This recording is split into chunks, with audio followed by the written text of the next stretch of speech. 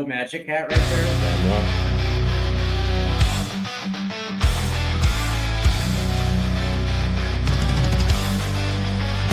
Something up till I die. Something up till I die. Spurs Diehards. Something up till I die. Something up till I die. Something up till I die. Spurs Diehards. Something up till I die. Till I die. Something up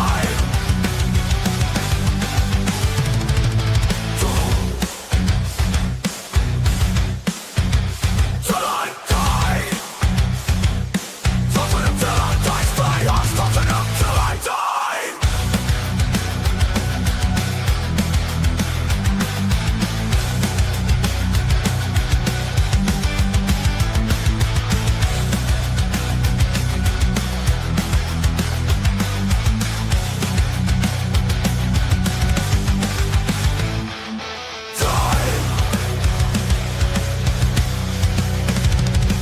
Spurs Diehards. Something up till I die. Something up till I die. Something up till I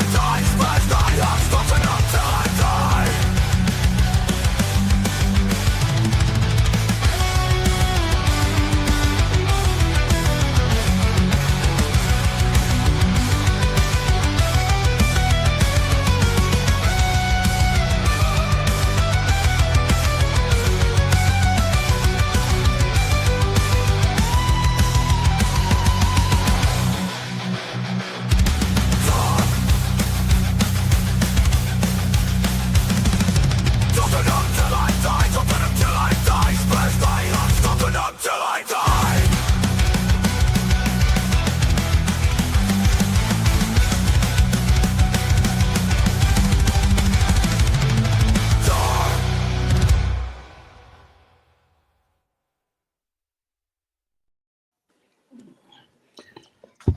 Hello to everybody everywhere. Welcome to Spurs Diehards Tottenham Till I Die.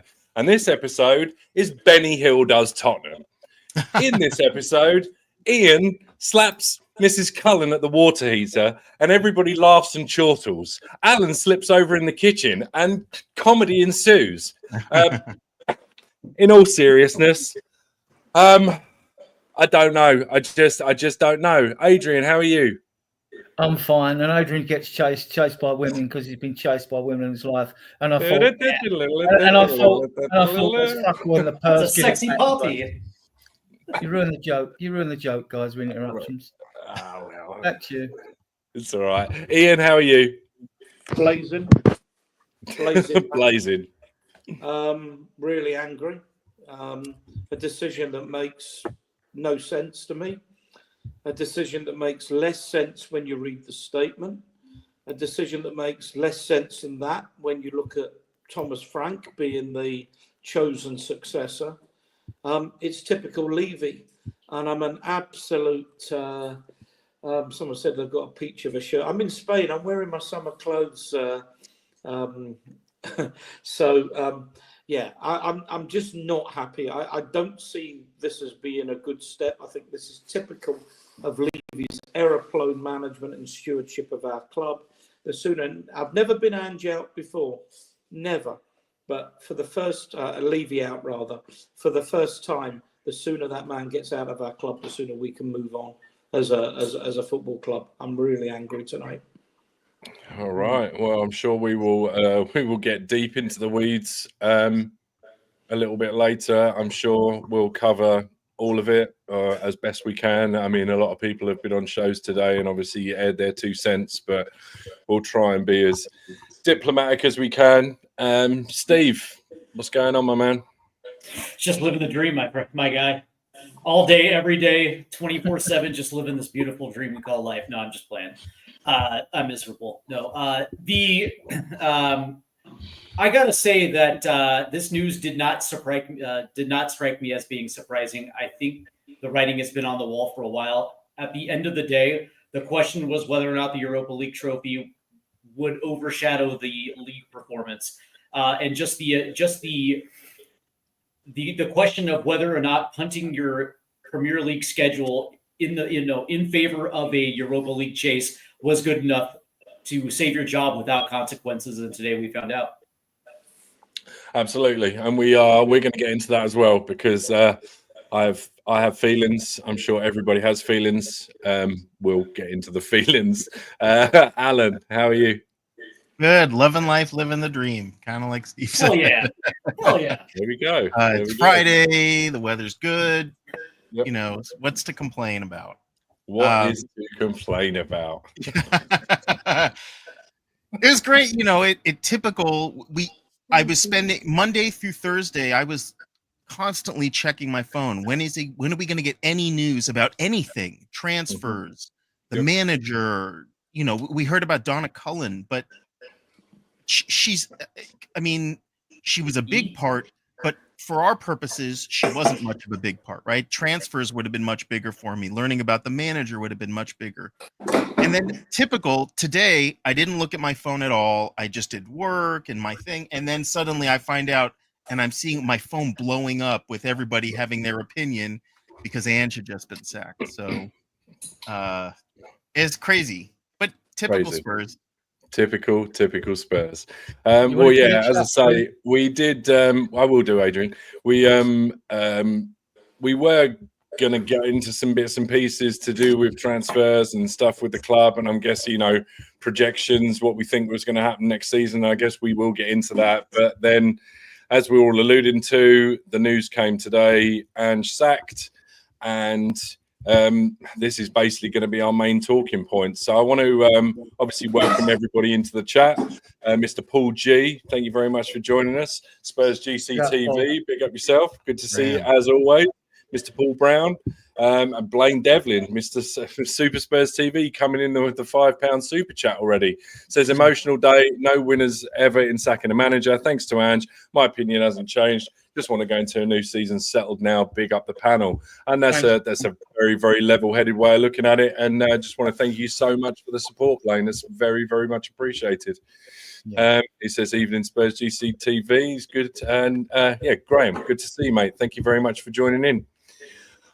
All right, well, I tell you what, I know we all feel a way about it, but Ian is here and he's usually not. So I think it's only right that we start with him. He's tuned in all the way from Spain. He's got his funky shirt on, which we've all approved of. Ian, let's just get into it. Let's see where you want to go with it. I mean, obviously, I know you've got many opinions about it. So just take it which direction you want, and we'll pick the pieces. Okay, let's try and put this bit by bit. No business, let alone a football club, ever succeeds if it constantly makes changes at the top. There are teams that will maybe change their manager mid-season and avoid relegation. There is no history, almost no history, of teams constantly changing managers and being successful. And Tottenham is a classic example of, I don't know, someone will have the numbers, but we're talking something like, I don't know, in 24 years, something like 16 managers or whatever it is with caretakers. It's no way to run any successful business. Not at all. Now, let's look at the history of Tottenham Hotspur Football Club. We've had limited success, but when we've had it in big patches. We had a phenomenal period in the early 60s where we won the double, including two FA Cups, and were the first British club to win a European trophy in 1963. Won a cup in 67, had a period 71, 73, but then we declined, we got relegated. Let's go back to the beginning of that, 1958-59 season. Bill Nicholson, everybody remembers he came in and won his first game 10-4 against Everton in October 1958. Everybody knows that. If you know anything about Spurs history, you know that. But what people don't know and don't remember is he came 18th that season. Bill Nicholson's team came 18th. 18th in a 22-team league, so there was two went down. We didn't get relegated, but we were 18th in a 42-game season. So it was shocking. Then move on to the next highly successful period of our history. 1981, we won the Cup. 1982, we won the Cup. We were beaten finalists in the League Cup. 1984, we won our second UEFA Cup after Bill Nicholson won it in 72. Manager, Keith Birkinshaw. Keith Birkinshaw, manager 1976-77, relegated. We played in what was the second division, now the championship. But the players said, this is the man, let him stay. Evening, Ben. Let him stay. And he built, in my lifetime, because I don't remember the Bill Nicholson teams of the early 60s. Yeah, maybe right, Ben. I'll come on to it. But the football we played under Keith Birkinshaw was sublime. And the reason is the board then allowed him time, allowed him to develop young players like Glenn Hoddle, Neil McNabb in the second division, in the championship, and they became absolutely great players for this club. We've had a really bad period. 17 years without a trophy. This club shouldn't be going 17 years without a trophy. And here we get to a point where a manager comes in. Now, I know people say, it's only this, it's only that. He's never done it in a proper league. The reality is he's won trophies wherever he's been. He's won trophies in Australia. He took a struggling South Melbourne team and turned them into champions in 2 years. He took, I can't remember the name of the team that was relegated in Japan. It's Yokohama. Sorry? Yokohama. Yokohama. Thank you, my friend. Yokohama, nearly relegated in his first year, champions in his second year. Went to Celtic. I mean, everybody says, oh, yeah, anyone can win the league in Celtic. Actually, they can't. A lot of good managers have failed to win a title in Scotland. But people, again, need to learn the facts. The Celtic team that he inherited in 2021 was finished 20 points behind Rangers under Steven Gerrard. 20 points when Celtic were going for the historic 10 in a row. They were in an absolute mess. He shook that club up, shook it to its core. They won the league by 4 points, despite still being 6 points behind at Christmas 2021 going into 2022. The bottom line is we've not won anything. And yet this man, yeah, it was difficult, but we got to the Europa League final. People say, oh, but it wasn't very good. It wasn't a good competition. Da, da, da. What utter crap. He won the Europa League. And as a minimum, he was entitled to try and turn things around in the league. Of course, the league form wasn't good enough. I mean, people keep banging back at you 22 league defeats as if we don't know. Of course we know. Of course we know. But he was entitled to build on what he'd achieved. He's clearly got something in the dressing room. We know he needs better players. And given time and given a board that would actually back him, I'm absolutely convinced he would have been able to turn it round. But what's more annoying for me is the statement that came out from the club tonight. And let me pull it up because it's just gone off my screen. But two things about it have angered me more than anything. First of all, following a review,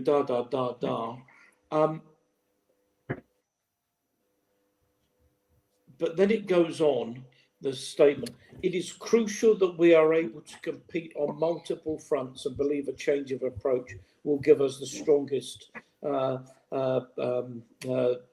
chance for the coming season and beyond. Now, there's two things about that. One, that statement is not signed.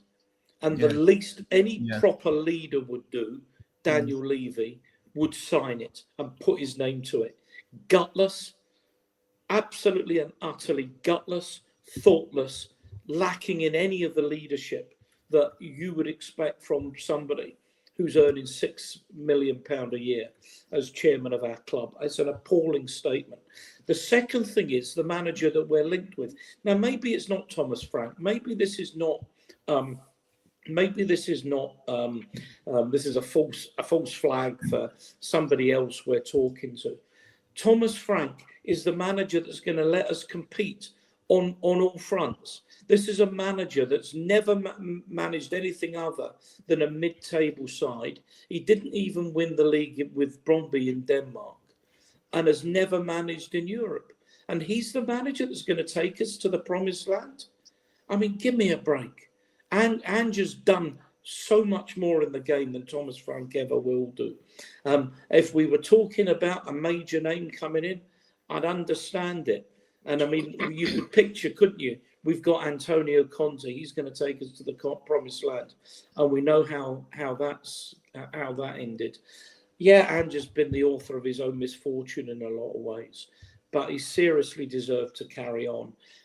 If the season doesn't start well, whether it's under Thomas Frank or whether under somebody else, the poison that will, you've heard nothing with the Levy out stuff.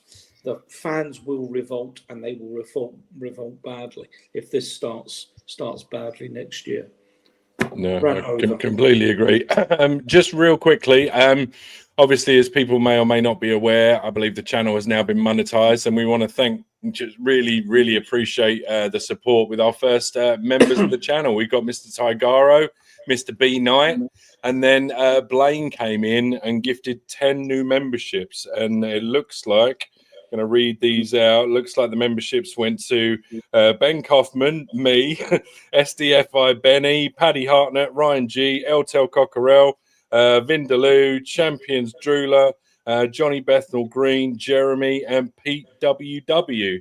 So if you can, in the chat, if you're there, please give a big shout to Blaine, say thank you. Again, Blaine, you're so generous just in the Tottenham community in general, not only obviously on this channel now, but on the other channels that everybody frequents. So just thank you so much for that. Really goes a long way and shows a lot of appreciation for what everybody does over here. So thank you so much. Steve, we'll go to you. What's your initial take on what's happened today? That's a great question. But before I begin, big up to Blaine. Really cool move of you, my guy. And for throwing your support out here for Spurs Diehard TTID. That's awesome. So let's start with this. And I understand, Ian, where you're coming from, because on one hand, when you have a guy who leads you to a European trophy, it's nothing to sneeze at. But that being said, something very interesting in that article, that press release, was the fact that they didn't believe that they weren't able to compete on all four fronts when it comes to the season. And when I hear that, my first initial reaction is like, well, wait a second. This can't necessarily be all on Ange. There has to be culpability all the way around, because one of the things that I consistently say is the fact that Ange Postecoglou can only work with the players that he has been given. Most of this comes from the transfer strategy and the people that are above him that are responsible for making sure that he has the squad size and the type of players that are going to be able to compete within his system. And that was the biggest thing. When Ange Postecoglou got hired, my first reaction was, this is actually a very good signing for Spurs if it's handled right, because one of the things that Ange Postecoglou requires is a large squad size. I mean, we're talking 35 plus players to help navigate the season, because injuries are a part of his CV. The other thing is that when you look at the average age for his squads, for his title-winning squads, it's 27, 28, so it's very experienced. And when you talk about his championships in Australia and Japan and Scotland, generally speaking, they go out and get some of the better players that were within those leagues to help them achieve the goals for attacks. And that was not given to him. In multiple summer windows and multiple winter windows, he was not given the necessary tools. And so when I look at this season, I always say, hey, man, this was a complete club failure from top all the way to bottom. But that being said, in the midst of it, they still managed to win a trophy, which is actually quite remarkable when you think about everything that happened this season, right? For me, that was the most remarkable thing. But also from a player standpoint, this has to be a little bit of a legend, coming from the United States and being in and around Major League Soccer teams and seeing some of these things come to fruition, that when you're going through a period of the schedule where nothing is going your way, players are going to start pointing the finger at each other, thinking that they're not capable of being able to band together to help them get over the line. And it becomes actually quite frustrating. But when you go through the fire as a player and you're able to come out, you're able to come out the other end as a champion, it galvanizes the group in ways that is going to allow you to carry momentum over. And that's one of the things that I'm actually disappointed with, because I actually wanted to see exactly how this team would respond going into next season, if that momentum was going to carry over, and now we're not going to see that. To me, that's the most disappointing thing. But really, for Ange to somewhat be a scapegoat here for the work of those that were above him, that didn't necessarily provide the tools that was necessary to compete on all four fronts. And to what Ian said, the idea that Thomas Frank is all of a sudden going to be the safety is actually absolutely laughable in my estimation, because Thomas Frank, while he's a decent head coach, obviously never competed in Europe, has one less loss along the same time frame as Ange Postecoglou, and oh, by the way, hadn't beaten Spurs in the 2 years, right? That he was in charge. Apparently, there's a completely different context to the losses between, and from what I understand, from what I've been listening to today, there's a completely different context between and the amount of Ange's losses and the amount of Thomas Frank's losses. Are there degrees in which you lose? Losing is I don't know. losing. You tell me, man. Right? Apparently, the argument was that they had a worse squad than us, even though I believe we were going through arguably the worst injury ravaged decimation that's of a squad.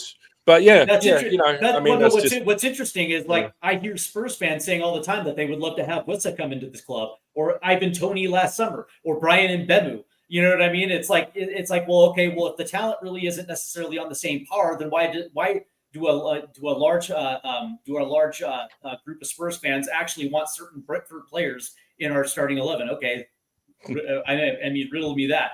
But the reality is, at the end of the day, when you punt the Premier League season in chase of a trophy, and I understand why he did it, because when he finally got his players back, the season was a wash, right? So Ange Postecoglou was thinking, okay, cool, let's just chase the Europa League, because at best we might be able to get 11th, 10th. So there's no difference between 11th to 10th or 17th, as long as we don't get relegated and we win a trophy. Okay, that's great. But actions do have consequences. And at the end of the day, 17th, not even reaching the 40-point plateau.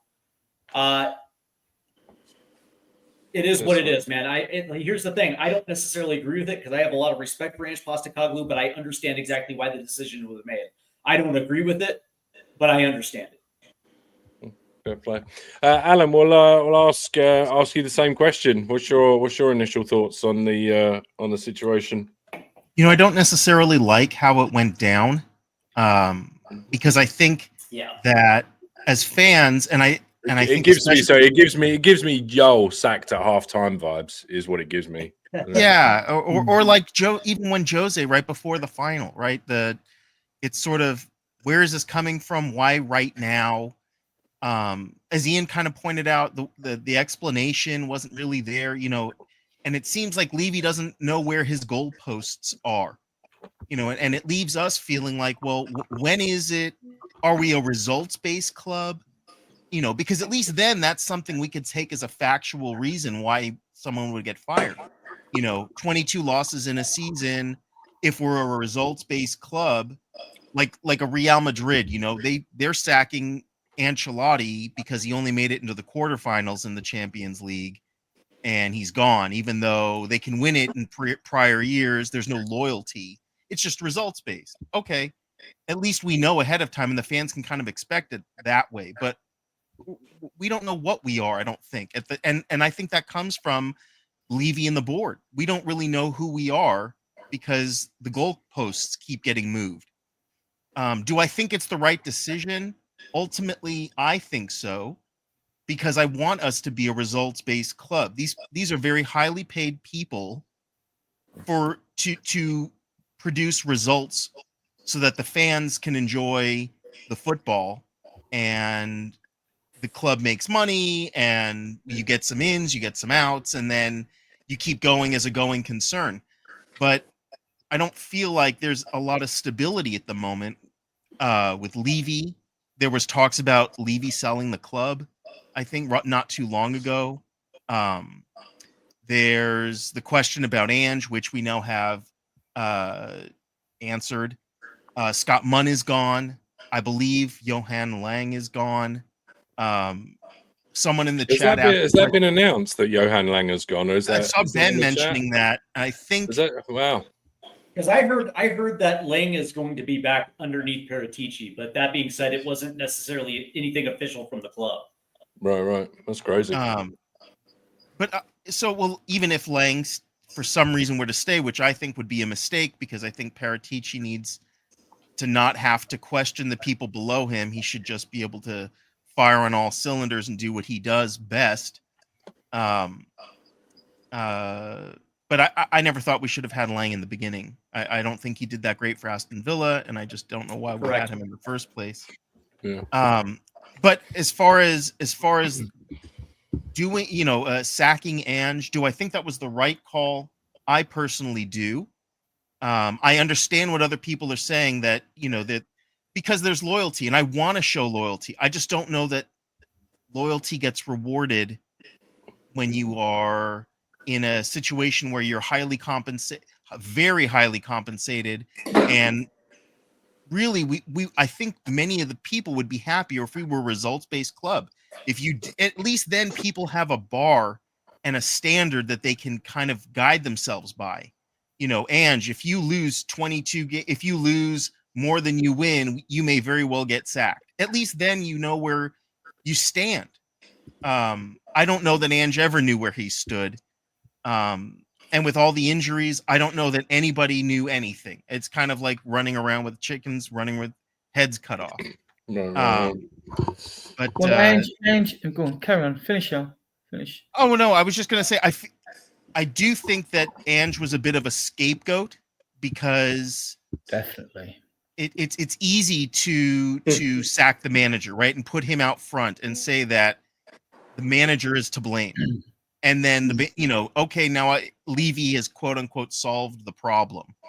I just don't think that we're going to see any difference with another manager. I prefer to see a manager come in at the same time that the manager's going out, so there's more stability, consistency.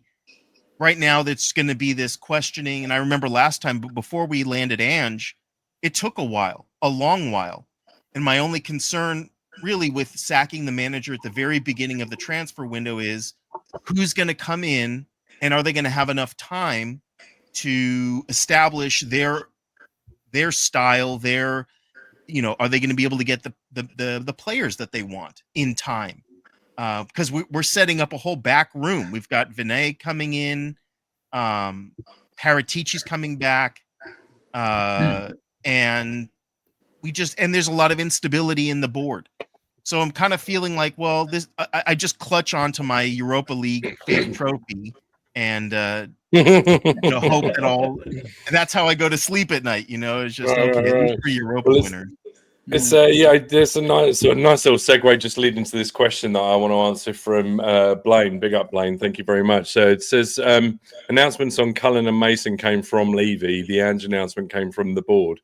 How much of this do you think was influenced by Vinay and or Enoch, etc.? So, Adrian, what's your thoughts on this? Because it does seem a little weird that he's sort of distanced himself from it a little bit. I think this is definitely not solely down to Levy. I'm not defending Levy, that little prick. I'm not defending him, right? But having said this, I think for Vinay to come in, Charrington to come in, you've got Turner, you've got Collicott, and then you've got Levy, 5 of them.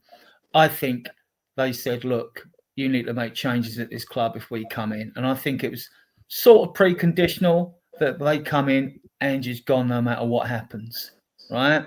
And I think there's a lot to play with it. I think there's a lot in that.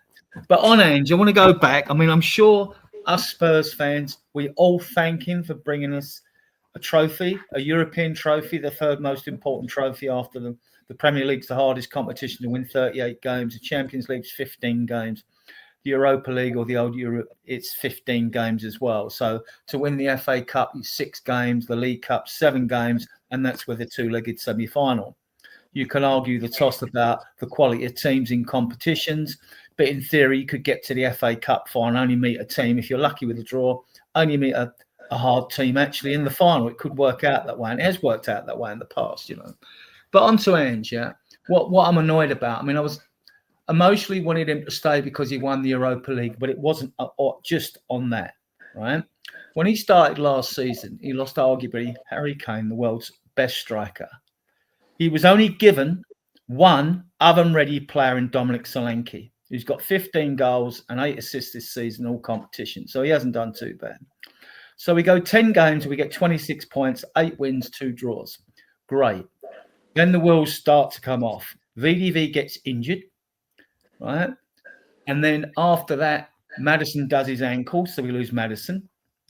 Then Matty Cash does Bentancur, and we lose Bentancur. Basuma Romero gets 1 suspension. Basuma gets 3 suspensions. Players go away on international duty. When they come back, Ange has got to play field teams without key players that are still missing because the squad's not good enough. And what happens after them first 20 points? Well, we get another 40 points. We get 40 points after them 26, which gets us 66 points, which gets us a 5th spot, which means we got the Europa League and went on to win it. If we'd got 4th, we'd have probably got knocked out the Champions League. But what I'm saying is that 40 points with key players missing, that's not luck. That's not luck. We beat some good teams. We had some freaky results. Yep. That's not luck getting them 40 points. Now, if everyone had been fit, I'm sure it would have been even more. So I think this has been, look, people have agendas, wanted to like berate Ange every way they can find, I think because they've got other agendas on top of that. But I thought he did remarkably well last season, but it's not been recognised, right? We finished 5th. If we'd just started the season and finished 5th without the first 10 games, people have been saying great. But now, because of the way it ended, right, they're getting the stick out to bash him with. Now, this season hasn't been good enough, right? He did field teams, and I don't blame him because we won a competition for prepping players in Cotton Wool. I don't blame him at all. I know Drew didn't want to give away league places and all. I get that as well. I want to win every game, right? But this season was worse than last. We had a perfect storm of injuries, right? And you can't, Ben, with respect, I love you to death, mate. You can't compare us with Brentford. We had 15 European games. They didn't. We went further in both cup competitions than didn't. Our players didn't have rest between games. And what this injury crisis did this year, it meant you're playing players. Porro played 50 games and Decky played 40-odd games. It meant we burnt players out. So we couldn't get the results. We couldn't press. We weren't pressing until after we got a few more players back and we could rest players between games. So I think I've never known a manager that has had such bad luck as Ange. And it's not the system, right? It's not the system. Because I agree, last season when we were flying, it was different. We haven't had 4 players parked on the halfway line. We did it against Liverpool, got done 6-3, right? Most of these games we played a mid-block. All this talk about 2 inverted fullbacks, to me, I don't get that. Porro inverts, Udogie doesn't, right? We've dropped back. We've not had 2 on the halfway line. But people were having a pop at the club then because they had different agendas or multiple agendas, right? Fair enough. We know what they are, the agendas, right? So we're not going to go into, well, we may go into it, I don't know, right? I think he's so unlucky as a manager. I like the guy. I think he's genuine. He's made mistakes in press conferences. And I don't want a manager that comes in smiling when we lose a game. I want him to bristle. I want him to bristle when he's asked scum questions by the press. And they will do it, right? They will do it. And he's made mistakes. I don't know any manager, whether you're talking about Pep or anyone else who hasn't made mistakes. And I don't know any manager that has never contradicted himself in press conferences, because you've got to have a good memory to remember all your press conferences. You know, so Ange, if I'm sure you're not watching this show, but we all wish you well. And on that, absolutely. Whoever comes in, we want him to be successful because we want more glory, right? We do. So I will support whoever comes in, right? I'm not happy how this has happened. I'm sure none of us here are, right? But I will support the new manager. I've always supported every player, every manager while they're at this football club. And I go back over 6 decades, right? And there's been many I didn't like and didn't want, right? But while they're here, I will support them. So back to you, Drew. I've had my little rant. Drew, can I come in? Maybe I don't want to take over your show. You host on Go for it. Fridays. Go on.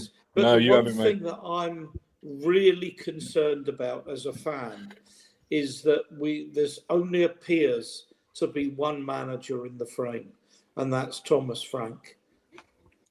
That really worries me. And I don't know what you or my fellow panelists, or it's a good number, there's nearly 90 of you in the chat now, think Thomas Frank. I mean, to me, if we had to make that change and we were looking for someone who could compete on all fronts, who we know has got a track record of winning at least cup competitions in Europe and domestically, would be Oliver Glasner. I mean, to me, he stands out amongst all candidates.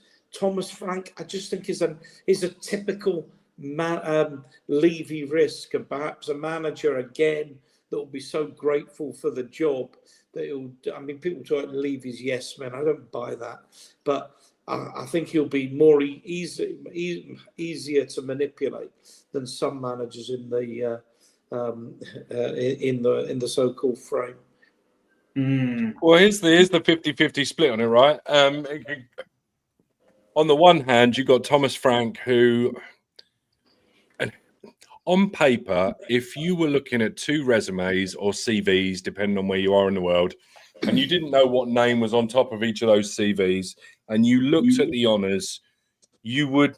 I mean, I'm sorry, I can't think anything other than it would be night and day. You would probably have stuck rather than twisted, but it is what it is.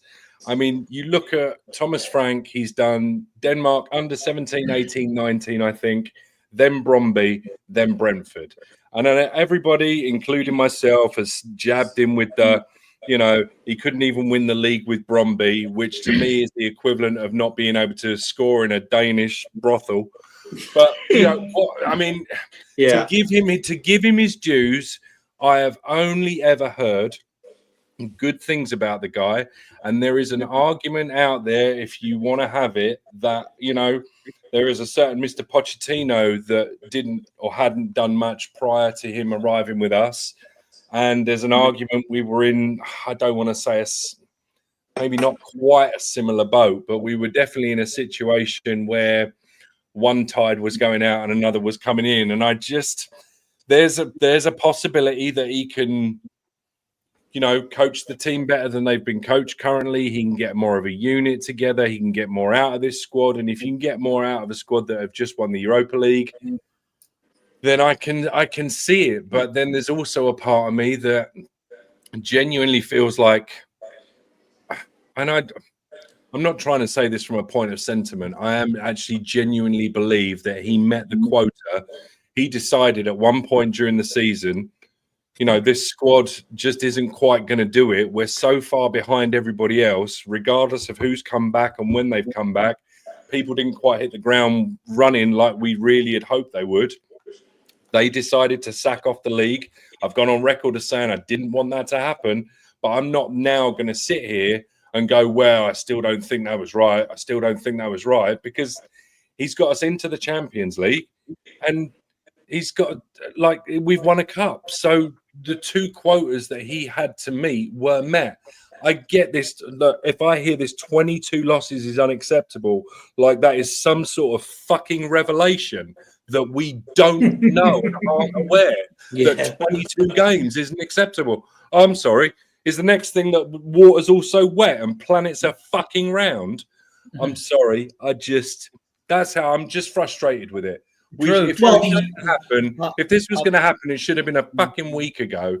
But we're all staying. I don't know. It's just screams Spurs to me.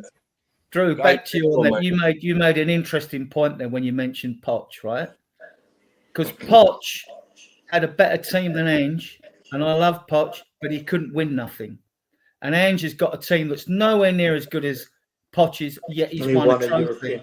He won a trophy. So, I mean, and I love Poch, and I wouldn't mind him back one day. I'm sure as Sean Butler goes on, whether the next manager is the manager before, because we haven't put enough through the grinder. We haven't abused them and backed enough, and we haven't abused them and backed enough yet before we're ready, before the squad is up to speed. And all we're doing for Levy, by paying extra money and top dollar to go and watch games like I do for my season ticket, is we're paying a tax really to fund the debt which he burdened us with, basically. Anyway, back to you, Drew. Sorry. Yeah. Well, let me ask you, Steve. Yeah. Would you swap our season? I mean, aside from Liverpool, obviously, would you swap our season with any other team in the Premier League? Would I swap our season, like for instance, based on results and what has happened, the outcomes? I mean, you can basically no. for anybody else that's anybody else that's won a cup, or any one of the other teams that qualify for the Champions League. Would you rather be in Chelsea's position where they qualified for the Champions League and didn't win a cup, or would you rather be in them like up the road's position where they qualified for the Champions League but they didn't win a cup? Or would you rather be in Aston Villa's position where they didn't qualify for the Champions League and they didn't get relegated but they didn't win a cup? Anybody? Yeah, see, the answer is no, right? And the only other team that you might be able to actually have a conversation about is Crystal Palace. They did win a cup, but that being said, what did they qualify for? That's exactly right. That's exactly right. But at least they won a cup, though, right? Yeah. What I will say, though, I'm being a little facetious for obviously the sake of the show. But the reality is, here's the interesting thing about part about it, Drew. And what's funny is I appreciate your humor. Like 22 losses is like saying like water's wet and the earth is round. It's funny though. But I was saying this at the end of the last summer transfer window that in order for this team to actually achieve something, things are going to have to break right, and they're going to have to be able to avoid mass injuries because the depth on this team was absolute shit. And what was interesting about this is there was a time in December when this team was essentially running out the same 11 in crisis mode. And it was an interesting thing because I said at the time that I don't think Ange Postecoglou trusts certain people in order to execute exactly what he's trying to get done. And sure enough, when these players came back, he actually twisted with inside the season. And it was actually the right decision because he was not going to risk certain players getting re-injured, chasing down 10th place in the but I thought the earth was flat. Steve, is season 3 better than season 2? And will we ever see a manager get to season 3? Well, that's probably not. Point, but the interesting thing, though, it was the right decision.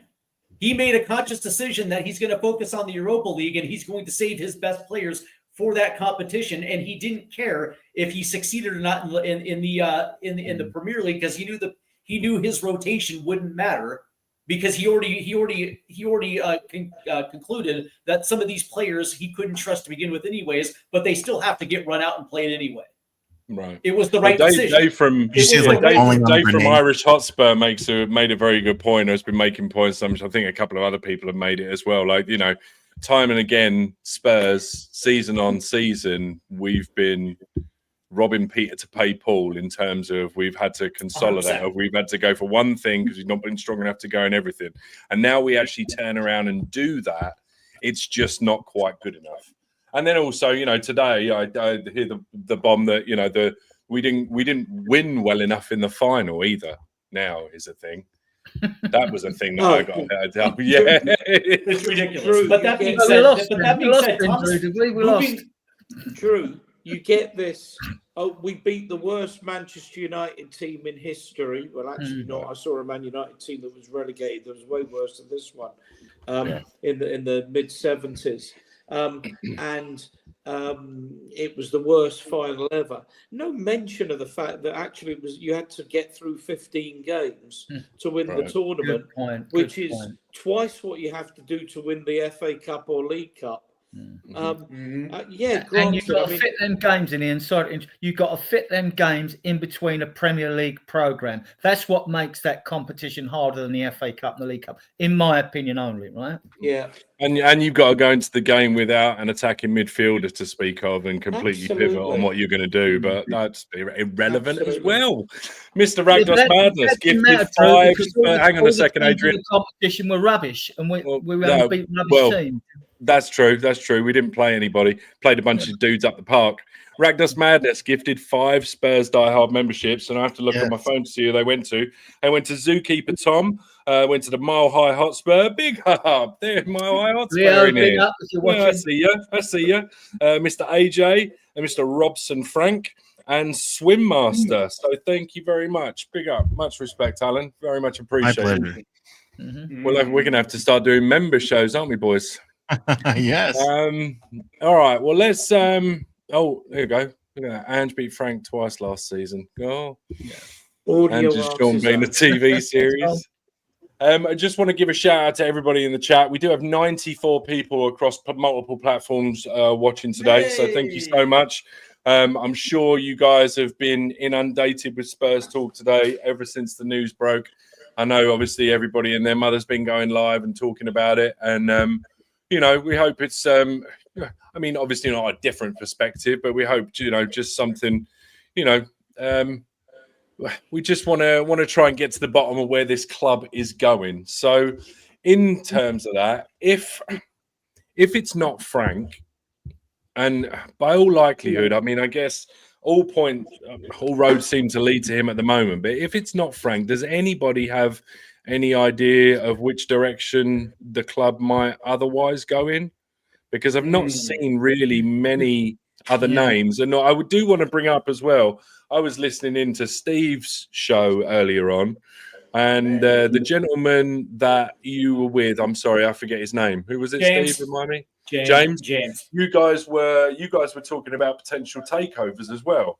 And obviously there's been rumblings that sort of thing has been going on. Yep. And if it does, here's the timeline in my head, and this is what I'm having a hard time getting around. And I did bring it to your guys' attention on your show, because the mention was that there'll be a takeover happening mid-July. But that's what James seems to think. I don't know. That's all right. Well, I don't know. Right. Well, we kind of mentioned, or it was mentioned that potentially takeover, and then potentially a couple of interested parties. And I made the point that if that is true, and if there are going to be takeovers, and even if it is only one other takeover, the manager has to be their man. Because if we're going to be hiring a manager within the next week, then they have to be the new people that take over have to be on board with the guy that's getting brought in. Otherwise, you're immediately going to have a clash, and it's already all going to go to shit. Yeah. So, correct. Is there? Go on, Ian. You keep pointing. Yeah. Let me, because Peter Kagaias asked a question as well, and I think Peter gifted some membership. So again, thank you, Peter.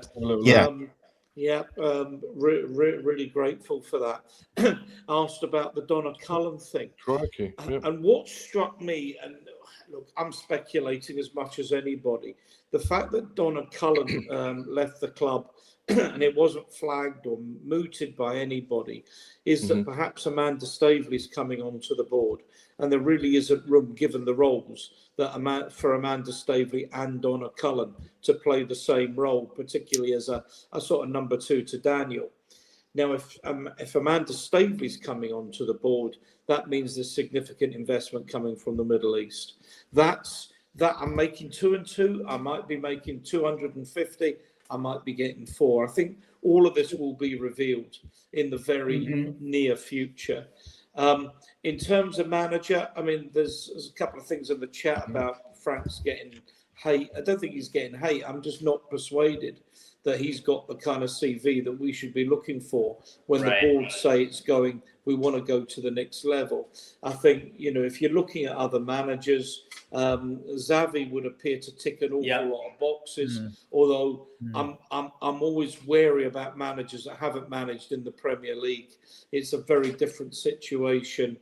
Given what Hansi Flick has done at Barcelona, was Xavi really that good? That's exactly the point. But Spurs maybe is a smaller club than Barcelona, but has to aspire to be as big as Barcelona. And if we play Barcelona in a Champions League final, to beat them. My man is Oliver Glasner. For all kinds of reasons. First of all, I think he's pragmatic. Secondly, he's won with a relatively small squad, not a dissimilar situation to Brentford. He's won the FA Cup. He won the Europa League with Frankfurt. Granted, it was a scrappy game and they won a poor Aaron Ramsey penalty. Probably stopped Rangers winning that final. But the fact is he's won in Europe and he's won a trophy here domestically. I think when you look at the way he plays with his pragmatic sort of 3-4-3 formation, it's not wildly dissimilar to Ange's system.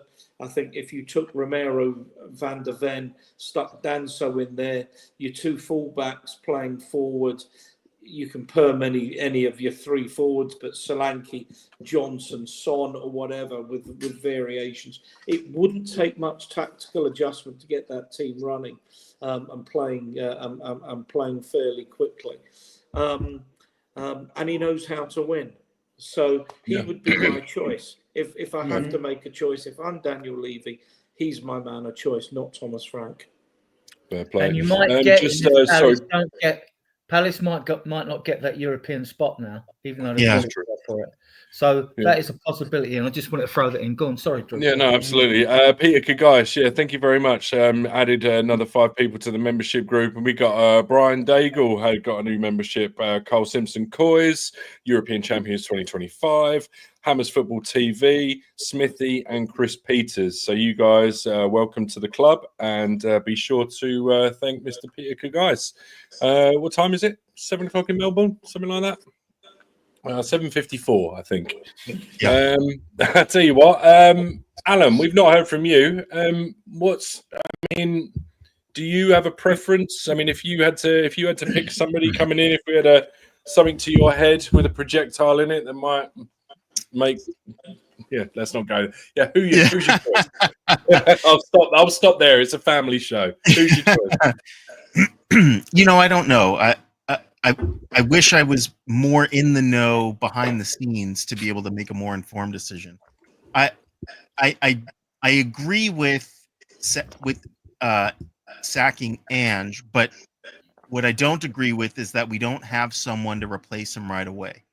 And I think that we need that stability. If we were going to sack Ange, at least have someone come in right away who can establish themselves. Otherwise, there's this uncertainty. Then the dressing room starts to stir, as it was beforehand. Romero threatened to leave if Ange left, right? Atletico Madrid is ready to sign him and seal that deal, and we may have to as a result. Well, let me ask you, Alan, right? Because I mean, I know the things have been said about players, and it's like, everyone's going to leave now. But I mean, let's face it; these guys are employees. They're under contract. They're paid pretty handsomely.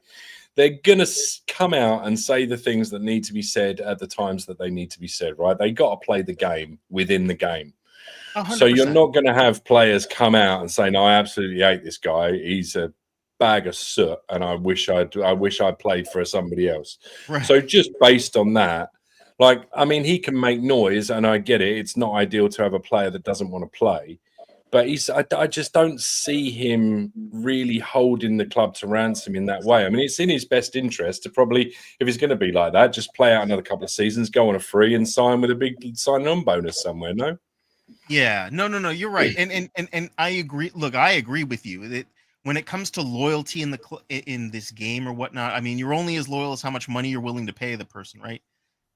Ultimately, that's what we've seen time and again. Loyalty means nothing. Money talks. And BS walks. And so, but with that in mind, you would think as the club that is run with the lowest, what do they say, the lowest paid players, but the highest paid board. Or we have like the highest tickets. You'd think that with all the money that Spurs have, we could go out and splash cash to the biggest coaches, and we have Champions League next season. There's no reason to believe why we couldn't get a Champions League level coach to come in. So it's just about how much money you're willing to splash out and how quickly you can get someone in. And I just think that whoever we get, hopefully it isn't like a 6th or 7th choice, manager, because then we're going to feel the same way we did when Ange first came in. Like, well, he wasn't even on anybody's radar except for maybe the very few who are in the know. Glasner is good. I watched him at win with Frankfurt, and now he's done wonders with Crystal Palace. I mean, he has players we would love to have. Eze, I think we would love to have. Mateta. Well, I'll tell you what, let me ask you this real quick, because his first couple months, if I remember, weren't too great, right? No. So if somebody comes in and has, or even if Glasner were to come in and he had the start that he has at Palace or had at Palace, are we going to get a revolt? Probably. I believe so. And again, that's, I think, look, the fans won't always get it right, but we do, if we pay, we pay the really high. Well, you guys do. You pay very high prices to get to watch these games. I unfortunately, I live too far away to get the pleasure to pay those high prices and share the pain with you guys. But if I could, I would. But when you pay those kinds of prices, you have to hope that you have a team that wins. And unfortunately for Oliver Glasner, that first season wasn't a team that was winning. And Crystal Palace isn't really we call them Crystal Meth FC. We don't even think super highly of them, right? And they're not a team that I think wins, but they proved us wrong this year.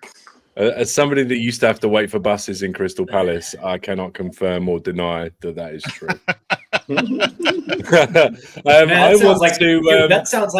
That sounds like my place to be. God damn it! I want to shout out a couple of things, just because everyone's really obviously been really generous with the gifteds, and we had a couple of super chats. I just started a couple of comments here that I want to read out. We have one here from Graham. If I had 38 customers at the start of the year and I lost 22 of them, no doubt I'm getting the sack. So I can see why the decision's been made. I mean, again, they're very level-headed. I can kind of see exactly where you're coming from. Ben Kaufman, big up Ben, going to the games as a season ticket holder all season knowing we're going to get beat was utterly demoralizing, and I can obviously see that as well. I mean, as somebody that's in the middle of a landlocked state, I obviously can't go. Ben, you told me in the stadium when we met in Bilbao that we were going to win this. You were as confident as anybody I met that night. So, anyway, just make that point if you're still here, Ben. Yeah, he gets, obviously, as a season ticket holder, he does get the ability to go to the stadium. I unfortunately don't, but I'm looking at all the clothes with the cockerel that I bought this year. That I'm sad to say it adds up to about the price of a season ticket. Thankfully, I have nobody to answer to, so thankfully it's all right and I can get away with it. But yeah, you do wonder where the money's going and what the point is at times. Big up, Ben. Really appreciate it. Blaine says Romano's reported the Suns agent have been in talks with the Saudis in the last couple of weeks. I personally will be sad if he goes, but you know what? If he goes, sets the family up for life. Go for it.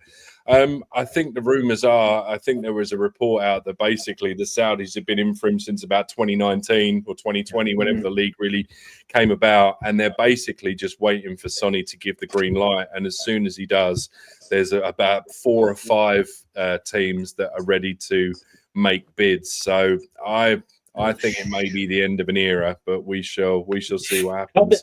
Don't go to Saudi Arabia, Sonny. Come to America. Come to the States, baby. You're going to get paid. You're going to get paid. Come stateside, baby. Yeah. You don't think that Son would want to crack at the Champions League?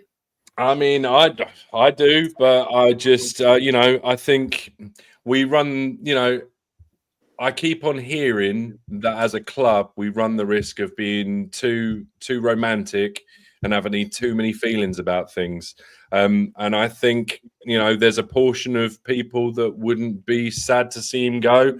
They say he's gone out on a high, he's got his cup. I heard one report, I heard somebody say on radio today that's it. He's got his cup. Now he can sit back and relax. And that's exactly what we don't want at this club.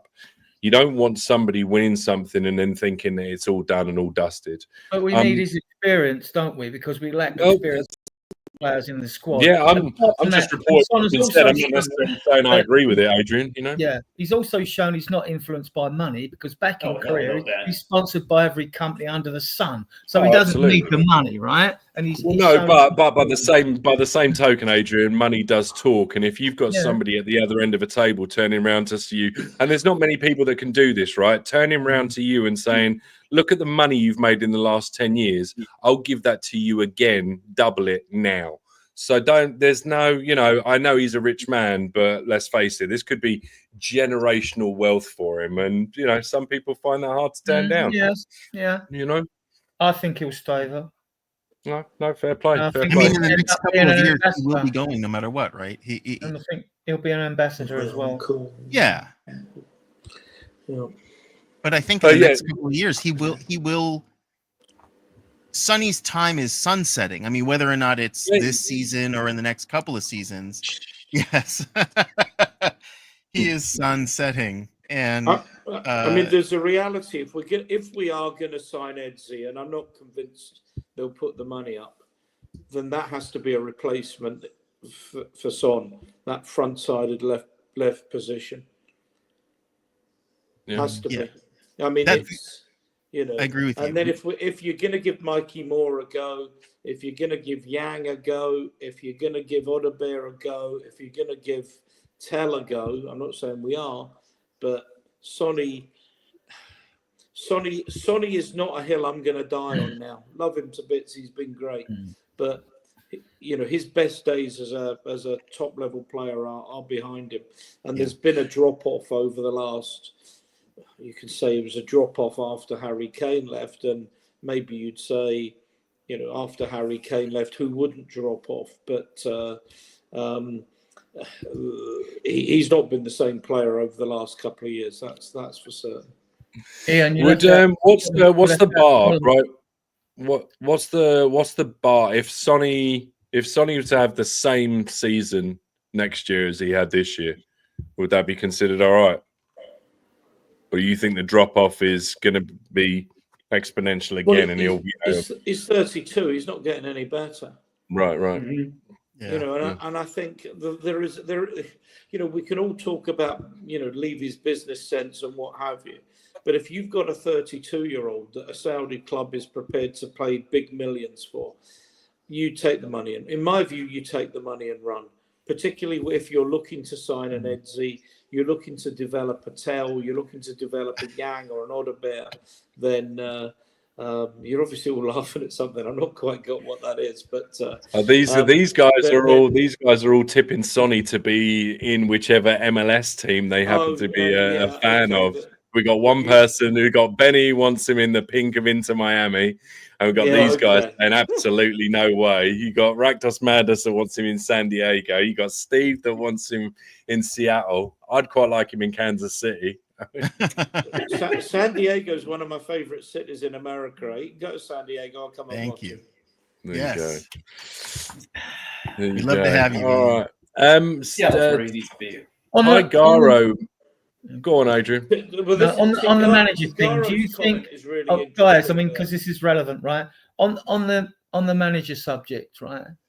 Do you think that this sacking was done because the new manager's already agreed to come? I mean, because we obviously Frank's favourite. We don't know if Paratici hasn't officially joined back with the club yet. We don't know if it'd be a left field signing like Francesco Farioli, who was manager of Ajax. We don't know. I looked at Carlos Corben of Valencia. He was very low in the betting as well. And obviously, but the main team seem to be Frank or De Silva. But I mean, obviously, there's At been one talk point of today, Frank. Michael Carrick became like better than 20-1. So I Wasn't just don't know. Arne Yeah, I don't know Slot what's last going year? on, Wasn't Adrian. You Arne know. Well, Slot, but there's sort of the biggest rumor is the fact McKenna from Ipswich will go to Brentford and Frank will come to Spurs. That's logical. I mean, until it's done, I think this deal's done with Frank. I think it's done. I think it's been agreed, and that's why they were waiting for Ange to come back to sack him, to get him in. I don't know what's happening regarding compensation with Brentford and all that, but you They can said leave about your job 9 million, under the I heard Bosman it was rule. 8. You can quit your job anytime you want, unless you've got some contractual clause which says if you leave, you've got to pay us. You've got to buy out your contract or something like that. Ian would know more about that than we do, but yeah, I think it's going to be Frank personally. I'll be surprised if it isn't. Yeah, I'd be surprised if it isn't. I'm going to be disappointed because I think we should be looking higher and better than that. But I'll be astonished with all the press rumours if they've all got it so badly wrong. But the other thing that's intriguing is the fact that you've all alluded to the fact that, like, if these takeover rumours are true and blah blah blah, it may be that any investor coming in might have said, well, you know, I want a gold star manager, I want a Xavi, or I want someone of that ilk. So I don't know what's happened to Drew here. Yeah, it's coming there, back. isn't it? No, Do you he's think? not there. Do you He'll other come back. guys, Stephen, He'll- Alan? Do you think it's Yeah. definitely Frank? I don't know that it's definitely Frank, to be honest. I don't know if it's definitely Frank either, and I'm just going off of what I've heard over the course of the last 4 weeks that, you know, Tottenham Hotspur allegedly want a name with gravitas. They want, if they were going to go down this road, that they wanted to replace Ange with somebody with name recognition, somebody that checks off all their boxes, CV wise, right? And so immediately, and I know this might sound, you know, delusional, but immediately my name went to Jurgen Klopp. Who's probably the best available coach out there on the market right now that's not signed to any one club, although he is in the Red Bull system right now. But that being said, that's where my mind went to, right? Because if there's a name with any type of gravitas in world football that's available, it's him. Highly doubt he's going to come back to the Premier League and take over Tottenham Hotspur. But that being said, a kid can dream. But that being said, I mean, if that really is a factor, and if that is, if there is any smoke, any fire to go along with the smoke of a takeover, you probably would think that any type of name with gravitas that is going to be available without a release clause, it's probably Xavi. And it absolutely makes sense. I'm kind of with Ian. I would actually prefer Oliver Glasner to Thomas Frank. I just actually think Thomas Frank is what's the term? What is the term that all the cool kids are using these days? That he's mid. You know, he's mid. So, to me, that's, you look up that word in the dictionary, you'll see a picture of Thomas Frank smiling right back at you. I just don't, that's the thing. It's like when you're stacking CVs, I just don't understand exactly what the appeal is outside of maybe a guy like Johan Lang internally floating his name around because, he's, they're from Denmark. Both of them have a history with inside the Danish game. That's the only reason why I would assume that Thomas Frank is getting a lot of pull, just because of the connection with Johan Lang. But that being said, I'm just going off of what's been released from the club, that they want a big name. So for me, my mind goes to Xavi, who is absolutely a free right now. He comes on a free without sacrificing any money. I know Paratici likes Francesco Ferrioli. I don't know nothing about him. I've got to be honest. He's supposed to be as a very highly rated young manager.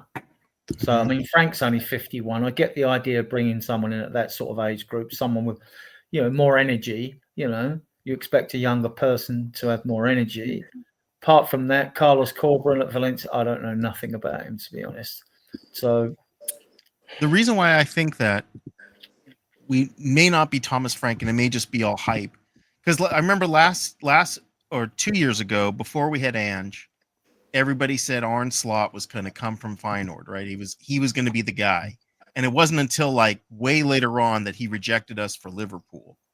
But up until that point, everyone thought it was going to be Arne Slot, and that was all. Everything I read said he was going to be the one coming to Tottenham.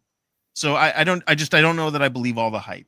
I think Thomas Frank is a convenient name because he's already in the Premier League. He's Premier League proven to a certain extent. He hasn't won anything, but he's managed and he's had good players. Look, Brian Mbeumo, he's got a pretty good. He's created a pretty good team on what I gather a relatively shoestring budget. So that might appeal to Levy when he hears things like shoestring budget and still able to weave gold out of straw. Because now Mbeumo is a player that everybody wants. Man United, they all want him. And unfortunately, Man United is getting business done, and they didn't even win the Europa League.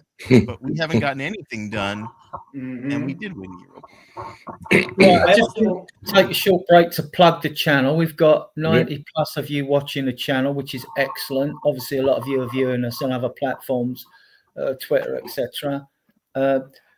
If you want to subscribe to the channel, you'll see in the bottom right corner the YouTube logo. Just hit that button. It will take you to our YouTube channel and you can subscribe.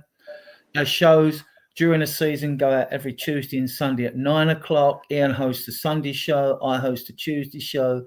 And on Fridays, we go out an hour later to help cater for our American-Canadian audience and those in the Southern Hemisphere. So Drew hosts tonight's show. We do have a Facebook group. I understand if people don't use every form of social media out there or Facebook or Facebook, right? But we've got 14,500 members in that group. We've got a page we've recently started with nearly 300 members because the videos go live on that. And I've got a Twitter channel under my name here, where you can find me under my name here. And we've got over 3,200, and they're all verified Spurs fans virtually. So, yeah. So if you want to link up with any of our other platforms, please, you're welcome to do so. Yeah. And with that, Drew, are you there? Yeah. Yep. Yeah. Drew, can I come back in? The interesting quote from that's come through on Twitter from Vicario. Boss, I just want to say a massive thank you for everything you have done for me and for all of us. From that very first call, right from the beginning, you always showed me so much. You always showed so much belief in me, giving me the opportunity to be part of the leadership group. Those moments and many others will stay with me forever. You are not only a top manager, you are an incredible person to work for, a real leader, a mentor, and someone I'll always look up to. What we achieved to Block Capitals together will stay in the history books. Wishing you nothing but success, as I know you will go on to achieve more and more. Thank you, boss. Forever grateful, Vic. You don't often see that when managers get the bullet. Often the players are delighted to see the back of them.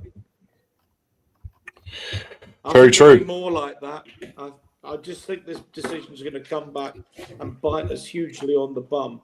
And if Lee McQueen is right and that Munn's going, Frank's the new coach, Levy won't be chairman, who's going to carry the can for what I still think is a wrong decision? I'll just read Angie's statement, right, before Drew moves on. It starts with, when I reflect on my time as manager of Tottenham Hotspur, my overriding emotion is one of pride. The opportunity to lead one of England's historical football clubs and bring back the glory it deserves will live with me for a lifetime. Sharing that experience with all these who truly love the club and seeing the impact it had on them is something I will never forget. The night in Bilbao was the culmination of 2 years of hard work, dedication and unwavering belief in a dream. There were many challenges to overcome and plenty of noise that comes with trying to accomplish what many said was not possible. We have also laid foundations that mean this club should not have to wait 17 years for the next success. I have enormous faith in this group of players and know there is much more potential and growth in them. I sincerely want to thank those who are the lifeblood of the club, the supporters. I know there were some difficult times, but I always felt that they wanted me to succeed, and that gave me all the motivation I needed to push on. It's important to acknowledge the hard-working people at Spurs who gave me encouragement on a daily basis. And finally, I want to thank those who were with me every day for the last 2 years. A fantastic group of young men who are now legends of this football club, and the brilliant coaches who never once doubted we could do something special. We are forever connected. All there is for Kerry. And that was Ange. That's Very nice. classy from the man. Pretty classy from the man. Class, absolutely. Taking This is interesting, taking bullets Charrington- even on the way out the door. Yeah. Yeah, Drew, this Charrington will be the interim chairman. I mean, you're obviously all having to think on our feet while these things come in.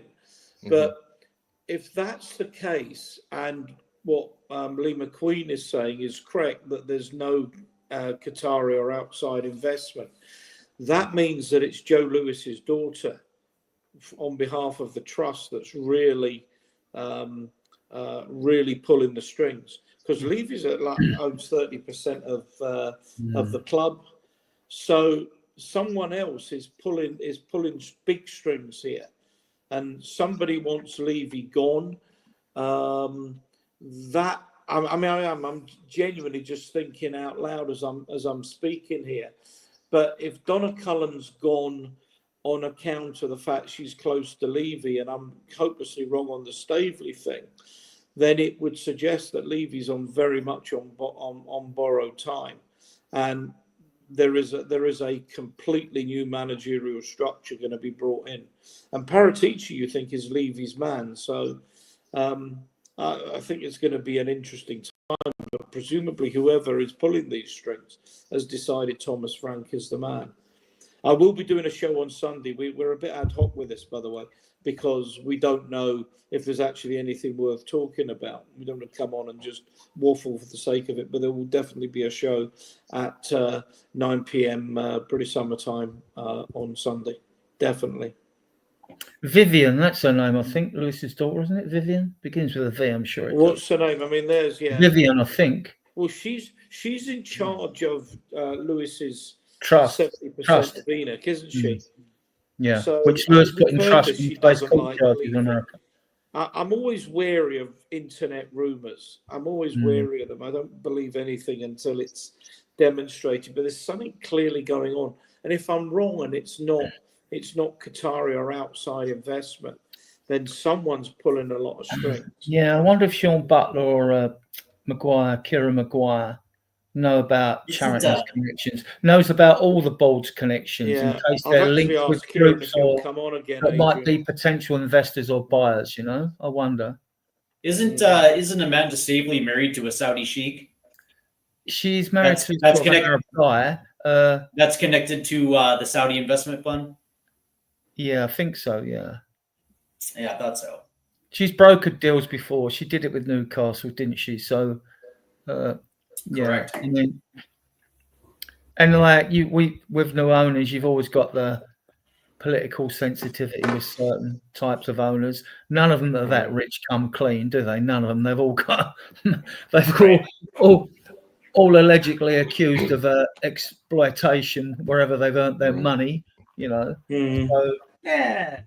Well, what's the deal as well? I mean, not to get overly political, but can you really see Qatari investors given like the history of our club and that sort of thing, or is it just the fact that there's so much money in it now it doesn't really matter, because we're kind of money talks are past a certain thing, and it's all kind of it is what it is. Our pockets are full, so whatever. I think when you're that rich, well, that's what I'm saying, Ian. That's what I'm saying. I just, do the club? If they went down that road, I mean, that would be the biggest wrong reading of a room that they've done in wrong readings of rooms in the history of wrong readings of rooms, isn't it? Like, I don't know, man. I don't see it. But then again, what's the alternative? An American consortium or hedge fund? I mean, I don't know. Well, they're so rich, it's just monopoly to them. Maybe they just want a trophy wife. You see, I've always said in the past that if you're Elon Musk and you want to take over Spurs, you could call it the SpaceX Stadium because it looks like a spaceship, right? This is just an analogy I'm using. And I've always thought we don't want to see, to me, I don't want an investor coming in. I want an outright buyer that buys the majority stake in the club. That way they can get hold of grip of it and get hold of it. But if you buy Tottenham, anyone who buys a football club now thinking they're going to make money, when fans are always going to demand that you spend every penny you got, and if you walk away skint, fans won't give a damn. They just want the next guy to come and do the same thing, because that's just the nature of football and fan bases, right? Absolutely. But Yep. so if you buy Spurs, to me, you're one of these dollars. Say your Alphabet are worth $1 trillion, or your Elon Musk or whatever. You don't buy Spurs to make money. You buy Spurs to enhance your global brand. And if you come and buy Spurs, then all them thousands of companies that you do deal with, they'll all want to come and sponsor. They'll want a little piece here and there, and they'll want to pump money your way. So it's all like a massive fraternity, right? Of all these companies together. And therefore, then it's not about them making money, because you're using Tottenham to seduce future companies and customers as, enhance your global brand. And I think that's the sort of owner we want. Admittedly, though, under PSR, FFP, or whatever they bring in, right, you still can only maximize what you can spend under those rules.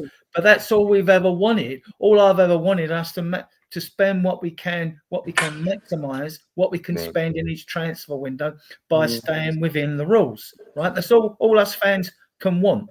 So Can I take a step back, Drew? Do you mind? Take it easy. Yeah, sorry, it's just saying goodbye, Graham. See you later, Graham. Have a good night, mate. Let me do this, go on, Ian. guys. Sorry. Lee McQueen, who's pretty well connected, said the hotel project is on the back burner. Football is supposed to be the main focus. The proof of the pudding is in the eating. Let's wait for the evidence. Well, I agree on all of that on the latter side. But, I mean, Levy, people often forget, Levy is a property economist, is a land economist. That's what his qualifications are in. He's not an accountant. He's not, Levy's godson or anything like that. He's a land economist. So when we build things like the Skywalk, or when we build things like American football stadiums and or pitches and dressing rooms, or when we're looking to build goal line bars that go the whole length of the pitch. Yeah, they're wonderful facilities, but don't have any doubt that this is Levy's absolute strength. He'll know to the square inch what each part of that costs and what revenues it generates. But at the expense of the football side, and we all know that that's happened. I think this is really interesting. If the property stuff gets put on the side, or even Levy said, you go buy that offers, you take that, leave Enoch, leave Tottenham Hotspur, take some shares away, and you have the properties and what have you, you run that. But this is now a football club. That would be really good as well. I mean, I'm speculating again, but if Lewis's daughter, who, and I mean, I've heard this from more than one source, doesn't like Levy, and she's basically saying, well, you've got 30%, I've got 70%. My 70% trumps yours. Piss off. Then we might be in for some interesting times. Might be rough, but it could be interesting as well. And it always was, wasn't it? Do you remember the rumor that Levy won't go until the club have won a trophy, had some success? So this might now be the time for him to step aside anyway. Yeah. I don't know about who's going to be chairman, because otherwise, if Chariton's chairman, Vinay, they catch him. So, yeah. Well, especially being as Donna Cullen, whose right-hand lady's gone off into retirement to collect Dalmatians to make a coat. I mean, well, this is very true. This is very true. Was leaving last Swim Master had a very interesting point, and I want to put this up to Stephen and Alan. I heard the leadership group argued their case with Ange. They wanted to play differently in the latter part, I guess, of the Europa League. Angel was said he'd never change. We did change in the final. What are your thoughts? And I just want to turn it back to the football again, because I guess this points to, obviously, we've gone. Ian read out Vic's testimonial, and I'm sure in the next, in the coming days, we're going to hear from other players as well. But this has been going around. What are your thoughts on this? Because there is an argument that he did kind of about face a little bit, not just in the final, but in the games leading up to it. Do you think there's any truth in this, or do you think it's all just a bit clickbaity, just to make up a story in between us waiting for the decision to be made? And big up, Swim Master. Thank you very much for your input, mate. Appreciate it. Well, there's no doubt that the system changed in the latter stages of the Europa League, right? It's been my contention that we haven't seen Ange ball in months to begin with anyways, right? And a lot of that had to do with the injuries. But that being said, there was a line of demarcation where I think there was a situation where Ange was at his limits with certain players, that they couldn't be trusted to run his attack. And I also think when you look at the attack across the front three, and you were seeing Matisse Tell and Wilson Odebear playing the wings, and having two 19-year-olds being in charge of their attack, it just wasn't going to play. So there was definitely a line, and I remember seeing that it seemed to be the round of 16 against AZ Alkmaar, especially in that second leg, where this really was more of an counter-attacking style team. And then when we definitely played Frankfurt, that was in full effect, and that also had some carryover as well to the Premier League as well too. This team was definitely not the same team the last couple months of the season. Now, whether or not that had something to do with the leadership going to Ange Postecoglou and asking for it, I highly doubt Ange would change his system up, based on the 5 players that come and saying, "Hey, boss, here's what the group just wants to do," because the coach is going to go out. The coach is ultimately going to make that decision. I think it was more or less that Ange realized that he just had players that he couldn't trust to operate his attack, and so he had, in order to achieve that goal, he had to do whatever he had to do, and if that meant switching from a heavy Ange ball system to a counter-attacking system, then he was gonna make that. That for me was definitely a given. Whether or not this was based on the leadership group coming to him, I highly doubt it. Right, fair play. Just quickly, we're going to say goodbye to Ian. It's 1:30 in the world where he's at in the morning, and as much as he'd like to tell us he's going to bed, I know he's going out to party. Final thoughts. Final thoughts, Ian? Yeah, no, look, it's going to be. Look, it's never boring being a Spurs supporter. I'm just reading though rumours that Arsenal have recruited Ange Postecoglou because they're determined they are going to win a trophy next season. But no, in all seriousness, these are interesting times for all the wrong reasons. But that's our way. It will be really, really good if we could get some proper stability, a manager that stays a long time, and a board of directors that's prepared to back a manager in the longer term. I think that this could be a great season ahead. It could be a dreadful one, but we will see. I'll have some more time to reflect before I host Sunday's show. Adrian, I know, will be with me. I'll have to think again, get some other people on with their views. I'll have to think about that between now and Sunday, who we will. But Drew, as ever, your show's brilliant. Alan, Steve, thank you. Always very much appreciated. Great to see you, Ian. And thanks everybody in the chat as well. And I'll see you all soon. Thank you so much, Ian. Take care, mate. Take care. Take care. Ian. Take care. I know on Master's question, just to add to it, I mean, you have to remember that we were hampered by the fact that we had no Madison, Kulusevski, and Bergvall. So how were we going to play that game? It's just a point Swim Master. Yeah. You had asked about the leadership. I think there was some truth to it. I look at their after the game and before game and how they were kind of interacting with Ange, and there was a period of time that we thought that everybody was pretty prickly with Ange, right? That the Madison was unhappy, that people were unhappy with Ange's tactics, and then suddenly they weren't unhappy anymore. We heard nothing about that ever again. And I have to hope that Ange had that leadership group and would talk to them, the way,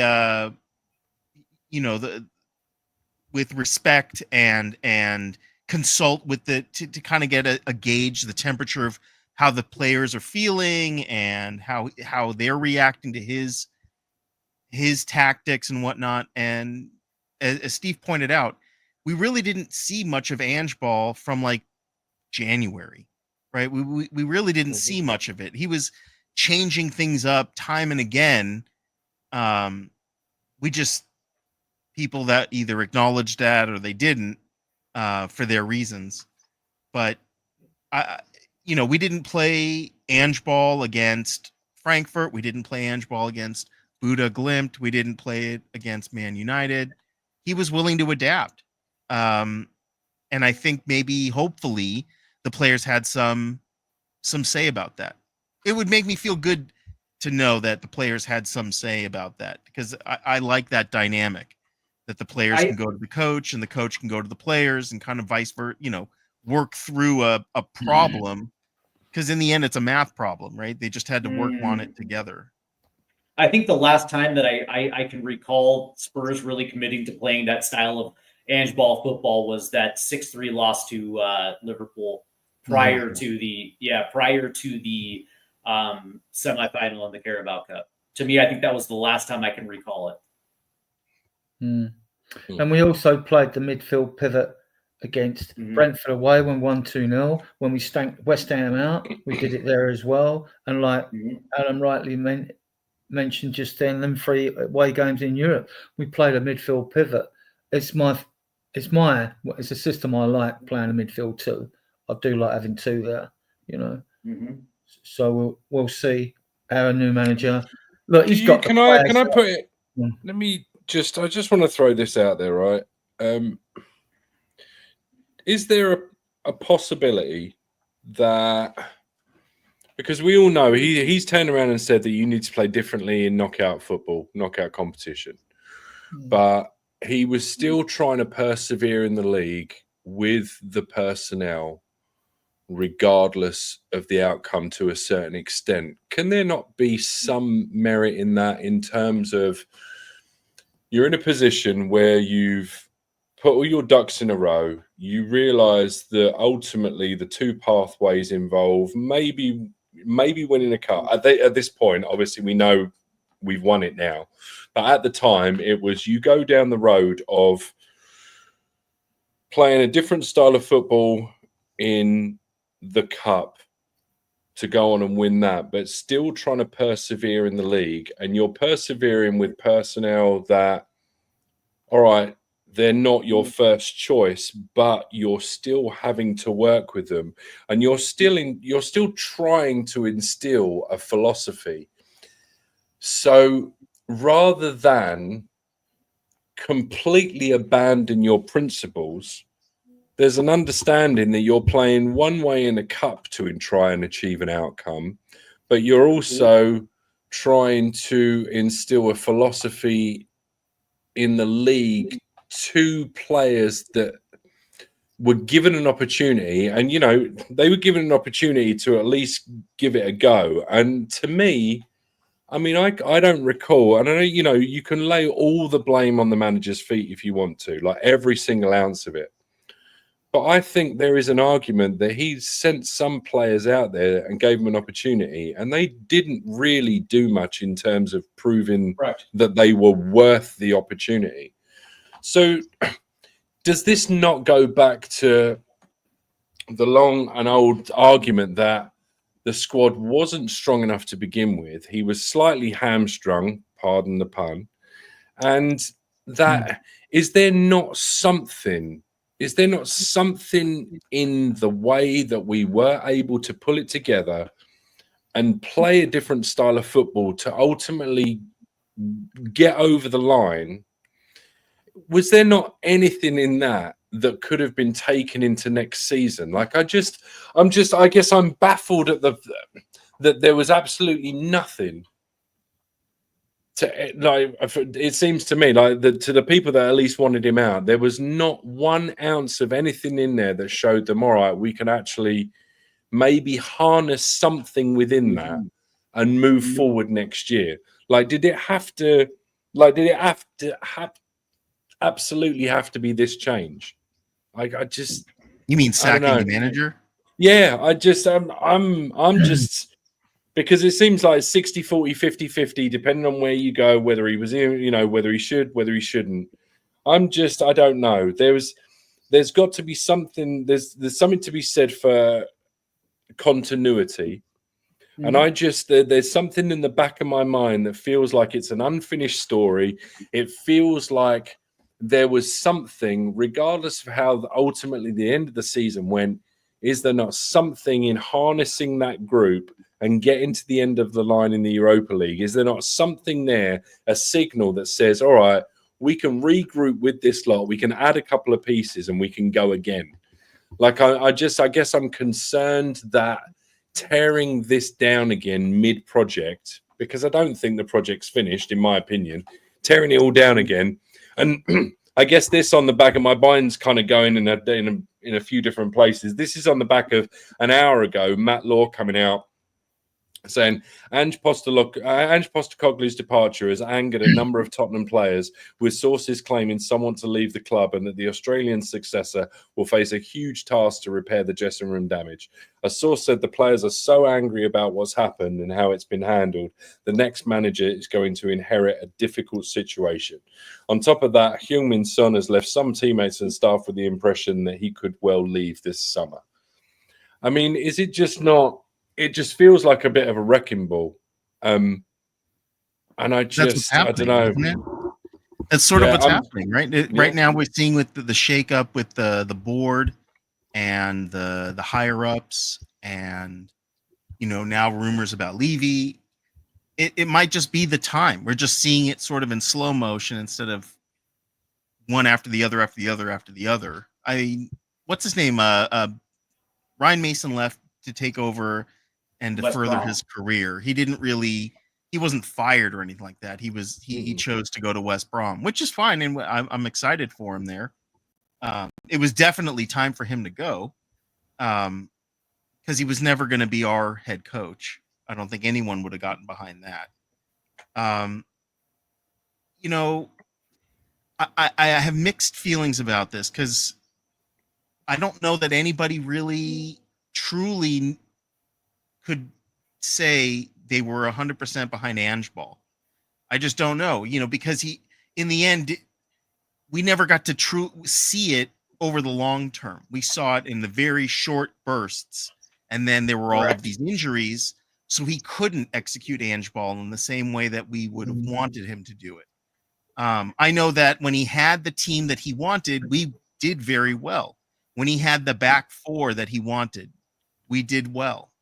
We just never really had them all together all that often because they were injured. Some of them were injured, at various times. Otherwise, they weren't playing as well. But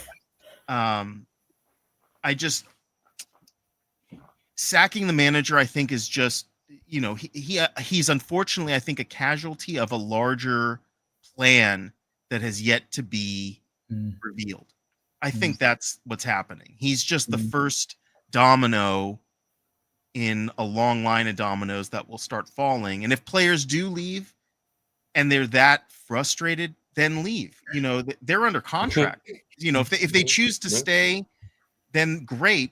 I want them to be here because they want to be here, not because they're just under contract and obligated to stay. If they're that frustrated, then go somewhere else. That's okay, because in the end, we can always buy new players and bring them in. And no one is irreplaceable. In fact, no one should feel irreplaceable. The moment they start to feel irreplaceable is when you get complacency. So I like that there's a bit of fire under their feet. It's okay if they're frustrated, but if they're so frustrated that they're ready to go, let them go. Adrian has said it. If they don't want to be here, then definitely get out of the club. I mean, if you look at, I've got the list of players, which I was saving for another show, that are under contract. I mean, and all them players, I mean, I'll just go on to WhatsApp. I'll read a few to you. So they're not going nowhere unless the club agree to it, right? You can be angry. They'll get over it. Get over it, right? It's like everyone gets over change, right? Right, Spurs players contract, like 2027. These are up in 2020. Romero, Richarlison, Mikey Moore, who's going to get a new one, Alfie Devine, who's going to get a new contract, Dane Scarlett, Josh Keeling, George Abbott. So really, out of them, all right, there's still uncertainty over Romero given the captainship. We know that Richarlison will be let go. Then you go to 2028. Then it's Maddison, Kulu, Porro, Vicario, Spence, Manor Solomon, Ashley Phillips, Damal Rajayi. Right, that's 2 years ahead. I mean, like all the dust will have settled, like probably after when we kick off for the season. 2029, it's Brennan Johnson, VDV, Odebert, Austin, Donnelly, Villiers, who might be going back to Rosario, Dorrington, Lancashire, Kalamalo Asasi. In 2030, Solanke, Gray, Udogi, Saar, Ganso, Radu Dragosin, Vuskovic, Yangmin Hook. 2031, Bergvall and Kinski. So there's a nice spread here. I mean, we're not at no risk of wrecking the team if some players want to go. That's not happening. I'm getting all these rumours, but then we seem to have a section of fans that love being doom mongers, right? And I just don't see it. I think they'll get over it. We'll be over this when the new manager comes in. Straight away, we're going to get behind him. I think good if they were going to sack him, you do it now anyway because you get him in early. He takes charge of pre-season. He won't, as fans seem to believe, have charge of transfers. When a new manager comes in, they may be given 1 or 2 players that they want, but there's always a recruitment team. There's always a recruitment team. Every signing really is a club signing, not having it. And I mean, when they say Ainge spent 500 million, please, that is just, it's so wrong, right? Even if it's 300 or 400, it's the club that spent the money, to bring these players in. I mean, Ainge might have a say of a list of all of them. Get him. If you can't get him, he's the one in that position. Or they might have 5 in each position, like Paratici had. And then then it becomes a question if these clubs, the player don't want to come, the player's involved in Europe, blah, blah. There's other variables. Does the club going to want to sell the player? Then you've got to agree a fee. Will the player agree to terms? Blah, blah, blah. There's so many variables. But no, I mean, the cynic in me, looking at it now, trying to fathom it out. Why now? I'm a cynic in me tells me this is done. This was done.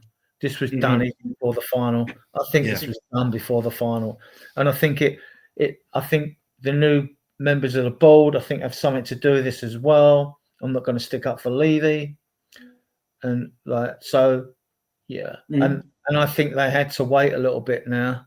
They had to wait because we won the trophy, right? We are European champions. That's going to carry us all through next season, right? You want to banter us? Well, what you won? You know what I mean? Yeah, this this kind of reminds me of what happened in Seattle in 2016 when they fired Siggy Schmidt, who was universally loved and respected and allowed Seattle to reach the highest of highs during his 6-year tenure, but he was fired. And there was a lot of anger. There was a lot of resentment from the players, and they were talking about potentially striking because they were so angered and pissed off that the guy that they considered the anchor of that team was let go unceremoniously. But what ended up happening was his second lieutenant ended up getting the interim spot. And he went back to the system that played to their strengths, and within 2 months, all of that was gone. And they ended up going up. They ended up going on to win the MLS Cup that year. And the interesting thing about this is, I can understand players being upset because they don't want to break up the chemistry. They don't want to break up the continuity or any potential momentum. But that being said, the next manager that comes in can absolutely diffuse all of this by making sure that the system that is installed plays to the players' strengths. That allows them, the freedom to be creative on the field. That allows them to be put in positions where they can maximize their talent and their potential. A lot of this is going to hinge on the decision who's going to be this next guy. Because if they end up bringing in a guy who's going to chop and change the system and ask him to play in a system that is somewhat foreign to him, this probably isn't going to be well for about a year. Because now you're going to have to replace a lot of players and make sure you get different players that are going to be able to come in the club and get on board as quick as possible. And then you have that trial period. So for me, what this comes down to is, the best way to quell the player anger is make sure that appointment is absolutely correct and the messaging is absolutely correct, so they understand exactly where what their role is, and what's to be expected. And I would probably assume that the players are going to probably fall in line if the decision's right. Anything to add to that, Adrian? Sorry, Drew. Anything to add to that? Yeah, systems would be interesting if Frank comes in. I mean, I'm not a fan of a back five, I mean, I like a 4-3-3, whether it's a 4-2-3-1. I prefer that. That's like 7-4 attacking wise. But I believe good players can play under any system. Correct. I mean, yeah. So, and you should be able to, because coming through your academy levels, you will have played under every system going, right? So I don't get that. I mean, like Porro could play as a fullback. We've seen him sit back rarely in a few games and play a very controlled game. He can do it. Your doggy can do it. You say as a wing back, he can defend. Spence can do it. So yeah. So if you chop and change the system too much, if you were playing a 3-5-2 or something, it depends what you're going to do with your wingers. Are you going to start selling wingers or selling a couple of wingers then because you're changing the system? So I think it'll be more of the same. I think it'll be like, I think if it's Frank, I think he's a 4-2-3-1 man. Mm-hmm. I can stand corrected in the channel. I don't really follow Brentford. I only watch them when they play us home and away. So yeah. So I've heard that he played a back four in the Championship and he had to resort to a back 3/back 5 in the Premiership because of his shoestring budget. I don't know how true that is, but that's what I've been led to believe.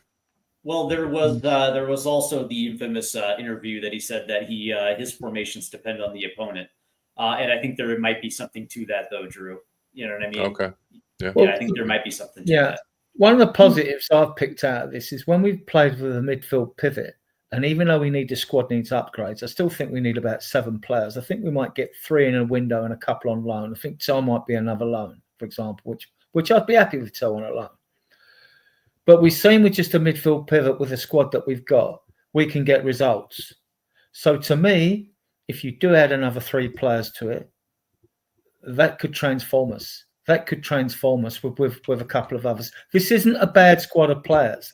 We only recently saw. I mean, the front 3 lacks fluidity. Don't get me wrong, right? Even though we scored a lot of goals, right?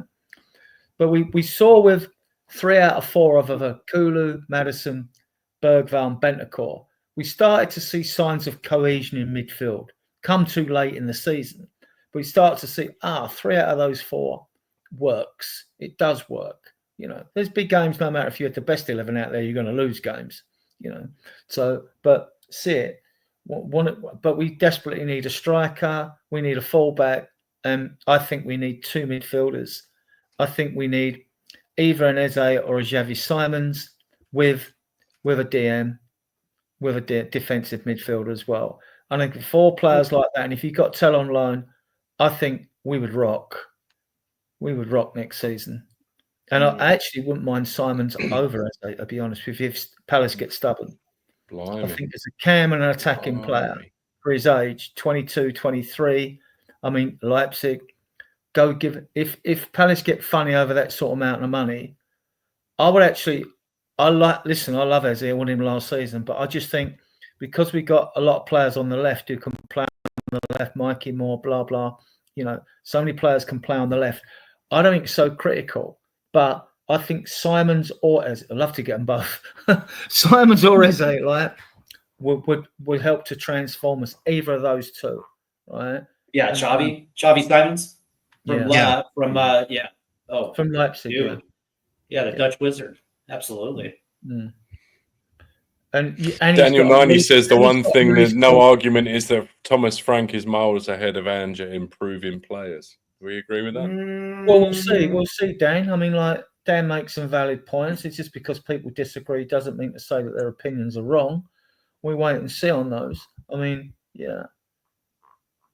I don't know, right? I think what's your what is your reasoning? Or let me ask this question, right? What's your what's your baseline for improving players? Mine is, are you playing at the level where you're going to find yourself into your own national team, right? Because that's a benchmark that shows improvement, right? So, there was a time where, Dominic Solanke was consistently in the English team. I think Lucas Bergvall finally got his first crack with the Swedish first team. What was it? Jed Spence was hovering around the English first team for a good couple months there. When I look at the development of Bergvall and Archie Gray, week to week, they just got better. Jed Spence actually went from an also-ran into a pivotal first-team player for a good few months there. I mean, there was a very good good case that a lot of players improved under Ange Postecoglou. To sit there and say that they didn't would be a farce. And the positives that come through all this bedlam that we've been through is the fact that because players have been injured, young players like Graham Bergvall have been given lots of game time. Mm-hmm. Even Mikey Moore's had a lot of appearances. They might not amount to a lot of minutes, but he's had the experience of being on the field in front of a crowd. I mean, we'd be terrified if he was out there touching a ball. Like, and these are really our kids. At 17, imagine the impact of this win, guys. I mean, like a 17-year-old's got a Europa League Cup winner's medal, right? That's crazy. Never get a medal in their whole career. It's not him. Ajayi, Scarlett have got medals as well. I mean, like, Werner should give his back, right? But I mean, hey, whoa. Easy right there, Adrian. We don't want to get too crazy now. And like, I'm glad for Ben Davies as well. I mean, I'm really pleased for him. Over 10 years at the club. Anyone who does over 300 appearances is a legend. To survive is a legend, in my opinion. And obviously, we're all so pleased for Sonny, who this might have been his swan song, and he may go. He might use it as an excuse to go, but Son just loves the club. I mean, the players that love the club: Vicario, Porro, Son. They show it. Oh yeah. And there are others, right? Your doggy as well, Sar as well. They do. They love the club. Vicario. Right? Yeah. Who was that? And like, these players aren't going anywhere. Not listen. Players want to leave the club. Where are you going and getting Champions League football, guys? What team in the Champions League is going to take you, right? You ain't going nowhere because, like, you want this, right? You want this Champions League football. We will discuss. I mean, I've got all the parts and the dates and everything. It's all on a WhatsApp, and we'll discuss them in another show, right? The actual pots haven't been quite finalised, but you can guess that we're going to be in pot 3, or if Bruges don't qualify, we'll go into pot 2. But that's only on coefficient, all that bullshit, right? So yeah. So do you honestly seeing these players go as we've got Champions League, guys? Do you? Any of you? No. Not really. No. Maybe one or two. Yeah, maybe one or two. Maybe some outlier players like Richarlison or Basuma. But that being said, the core of the spine, I can't envision a scenario where Betancourt and Romero leave in the same summer window. I just don't see it. One of the things that Romero did speak to was ambition of the club and the desire to be playing at the highest levels. Where here you go. You got the Champions League next year. You're going to be competing with the likes of Real Madrid, Barcelona, PSG, some of the best clubs in the world. This is your opportunity to take the center stage. Now, why would you want to leave it? Why would you want to leave it now? It makes absolutely no sense. Because at the end of the day, if your idea is respect is dollars and cents, then by all means, sign on the dotted line, get your money. Because I would probably assume that the value to them are better with Tottenham than they are with a different club. Yeah, and the new manager gets to lead us into the Super Cup against PSG, and the way they thrashed Inter Milan, unreal. That's handball perfection. That is PSG or Man City at their very best in the season before last, right? Yeah. But consider this, guys. It's not all doom and gloom, right? Because PSG's players are not going to get a rest. They're in the World Club Championship. Yes. Players have also got World Cup qualifiers coming up, and they'll be called up by their national sides, right? So I'm hoping we're going to play a tired PSG and we'll still be fresh. That's the hope I've got, mind you. When we say we go into a season with hope, hope is not a strategy. Hope is not a strategy, right? Good planning is a strategy. Hope is not a strategy. So when people say hope to me, I always sort of like say, hang on, just temper yourself a little bit here. And that's why I hope that we've had a plan in place since the winter window. That foundation has already been laid so we can hit the ground running for the summer window. Throwing darts at a dartboard is just what Adrian said. Hope. You hope that you're able to sign a few players. Well, you should have been making your phone calls prior to the window opening, making sure that the stars are aligned to make sure that you can actually get player A, B, and C through the window. Well, the problem is, Steve, how are you planning for 6 months ago with one manager, and now you've canned him, and now you've got to pivot a little bit? I know, unless are all these just club signings nowadays with an ethos? Unless they already knew what was going to happen months ago. Probably. And that So might be the case. if Frank comes, are we going to cherry pick Brentford's best players? Vissa, I don't think so. I don't think Brentford will let us. I think they're going to say, look, you've already taken our manager. We're not going to make it this easy. Besides which, they're going to hold out for a team that's probably going to bid a little bit more. And the player knows that another team's going to pay a little bit more. So I don't think it puts us in any better position. It would make sense if you took their eyeballs. You might as well go back for the eyebrows as well. I just think to me it stinks of if it's Frank. And again, this is no disrespect to the guy because he's clearly very well regarded in footballing circles. You can't take anything away from it. Like if people within an industry talk about another person like that, then he's obviously doing something right. But I mean, to your point and to Daniel 90's point, I mean, big up Daniel 90. I kind of, when you say made players better, I mean, I look at a Brentford team. I mean, it's one of those things everyone says, Ange hasn't made anybody better.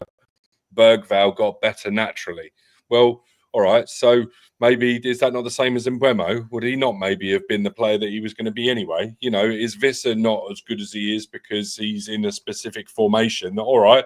He's managed by Thomas Frank and he's getting the best out of that player. But, there's something, you could move him into a different team in a different formation and he could be a sack of spuds. So I don't know, man. I just think I don't think there's that much of a bar that says he exponentially makes players better. But that all being said, if it is him or whoever it is, I mean, I'm a Spurs fan first and foremost, so I'll be behind the guy, whoever it is. And do you know what? I hope. I mean, I guess not that I need to eat my words, but I hope I'm pleasantly surprised because I think this is a very big risk, and given the club's risk appetite over the last 2, 3, 4 years, given that, and maybe pivot's the wrong word because I think the idea or the essence of Ange Ball is something that I think deep down we all wanted. And when it worked on its day, when we were putting teams to the sword and it was, 26, 28 shots and, we were on their throat for 20 minutes, scoring 2, 3 goals or, sitting there wondering why we're 2, 3, 4 goals up. P.S. It's because the players weren't good enough and Ange wasn't given all the tools. But, really? That's funny. Yeah, apparently. I think it is a very, very big risk. And if Lee McQueen, I do love him. The conductor, boys and girls, ladies and gentlemen, thank you very much. I think he's great, but does he know all the things? I don't know that he does. But if he's saying there's a load of change to be happening, then I guess this is all speculation. And until things really, really start happening, and there's things on the dotted line, or people start signing on the dotted line, we're all just speculating, aren't we? Well, whoever comes in is going to be under a lot of pressure anyway. Because absolutely. Not only did fans were reminded of Ange's first 10 games in charge, Ange has also won a trophy. Now, Yeah. we know for a fact, right, with this squad, unless we shit an absolute miracle in the transfer window, we're not winning the Premier League and we're not winning the Champions League. So Right. that leaves a European spot or the FA Cup or the League Cup or both of them. Right. Now, I would gladly, like, what, because I still think we're in transition, we need about 7 players. I'd be quite happy to take a domestic trophy and finish 6th or 7th, because we're in the Europa League, right? We can win that. We can win that. You know what I mean? So we've shown we can win it. So if it meant the squad, don't think we're going to like be anywhere near Barcelona, PSG, you know, Right. Bayern Munich. Just Well, I said to you, I- Adrian, earlier on, and Steve in the chat, I said to both of you, like, I think this is a wake-up call. Like, it was a smack in the mouth. And I think we're staggering a little bit and trying to come to our senses. And basically, this summer is the equivalent of a boxer sitting in the corner trying to stop his head from ringing, realizing that he's got to go in for another round. And basically, one or two things can happen. He's going to take it on the chin. He's going to go down in the next round, or somehow he's going to come out and punch his way to glory. But there's something, I don't know, man. It just seems, it seems like a bigger risk than was necessary. But Steve, go on. Go on, Steve. Yeah, I have a question for all three of you guys, right? So let's just throw this hypothetical that it is Thomas Frank and he is the next manager through the door. Coming off the heels of a Europa League trophy, what is actually the expectation for the 2025-2026 season? Right. I've been saying consolidation. I think it needs to be consolidated. Because I'm not, just because we've won something. I mean, let's not get above our station. Like I said, this year we got hit in the face. We're staggering around, and I think what we need to do is realize that we've got to learn to walk before we can run. And I hear all these people saying, oh, we've got to be competitive in the Premier League, and we've got to be competitive in the Champions League, and we've got to do something in the FA Cup. Essentially, we've got to battle on 4 fronts. We've never battled on 4 fronts. Teams typically don't battle on 4 fronts. Even Manchester City on their pomp a couple of years ago, the quad is on. Bollocks. The quad's never on. A treble is generational. A double is rare. And for you to win a cup, there's, big up Sean Butler. He's got all the percentages and all the numbers, but 66% of the time it works every time. There's one in, or what is it? 25% of the teams have won 75% of the cups. Something crazy. Like, I just think we need to consolidate where we're at. We don't need to win something else next year. I think everybody, it would be lovely to win something. Yes, I would like to win something. But I think if we want to progress the way that people want this club to progress, then unfortunately the money talks, and we need to be there or thereabouts in the Champions League. And this goes back to the old argument that 4th isn't a trophy. Like, do you know what I mean? Can you add I just can't believe it. But, it needs to be kind of 5th place. We need to qualify for Champions League again. You need to get the money from the Champions League to then influence buying better players. You can put them on better money, and you start to do that. And if you look after the club that way, and you look after the playing squad, and you add to it with quality, I think, there's a hope then that you're competitive on as many fronts as you can be. And every now and again, you'll win a cup. But it doesn't have to be just because we won a cup last year. It can't be that we are that spoiled that we're like, oh, well, we have to win a cup next year. Otherwise, it's all gone to shit again, and we need to change everything again. Like, at some point, you've got to stand still. You've got to breathe, and you've got to go, okay, consolidate. Here's where we're at. Let's do this so we can go again. Otherwise, you're going to be Aston Villa, and you're going to be all your eggs in one basket, and you're going to have to qualify for the Champions League, and then you don't qualify for the Champions League, and now you've got to sell 5 or 6, 7 of your players. To dine at the top table, and challenge for the Premier League and the Champions League, we're going to need it. And this is if we get our recruitment right. We need to get this summer's window right. We need to get probably a player in January, because that's a very poxy window, it's only a month. And we need to get the following summer windows right. I think we're 3 windows away, and that's if we get it right. To have a chance of winning those, it's hard once you fall away, it's very hard to make up ground. Adrian, I would hesitate. I mean, I know this. I would hesitate to say that every window's got to be like, if you want to dine in the absolute elite top table, I think every window has got to be more hits than misses, because everything, like, and it's almost like, you know, if you make a mistake nowadays, there are so many teams with so much money, and you got the, you know, the likes of your Brightons and your Bournemouths, who, all right, you know, people say they're going to fall off because they're going to have too many games and the quality, but they still somehow managed to pluck players out there. They've got no problem with financial fair play. Like that top, you know, the top four, which is going to become a top five, is, you know, we're almost down to like a top eight now. I think that most of the top half of the table are going to be in Europe one way or another. And I know nobody likes the, you know, the Conference League. Everybody shits on it, but, you know, I think it's a perfect opportunity to blood youngsters. Yeah. I think it gives them a great chance. You put them on a plane, send them to the deepest, darkest depths of, you know, Eastern Europe. Poland. Say, there you go, have some of that. Do you know what I mean? It's perfect. That'll put some air on your chest. You know, so I think because also as well, Adrian, with the money involved nowadays, we've seen it ourselves, what a wrongly recruited or wrongly scouted player can do. Ndombele being a prime example. It can cost you £120 million. Yeah. There's something to be said about when you're doing due diligence. You do a psychological profile of the player as well, and you get all that information from his teammates. What's he like? Is he a team player? Is he an extrovert? Is he an introvert? Is this that? What's his bad habits? Blah blah blah. And that's why I've always moaned that we've been such an unprofessional club for all the money we've got. I've always said that we should play the same way from the lowest level of academy, which is about 9 years old, maybe 8, I'm not sure, through child protection reasons, whatever done, up through to the first team. And then if you've got a DNA in Tottenham style, the Spurs way, as it was known back in the day, was always just a fast, attractive style of football. That's what it was. And therefore, if you get a manager in and he's a defensive manager and he's world class, if he's a Mourinho or a Conte, percentage managers play the percentages, then you don't bring them in because they don't fit your DNA.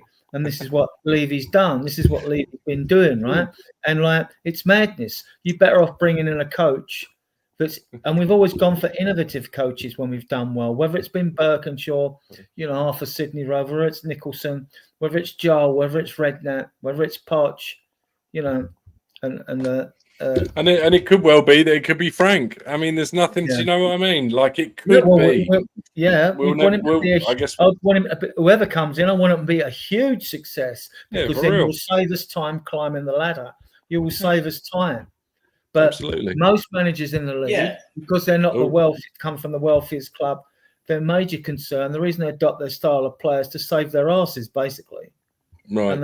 We got to say goodbye to Mr. Rakdos Madness, Alan. He's off out. Birthday shenanigans.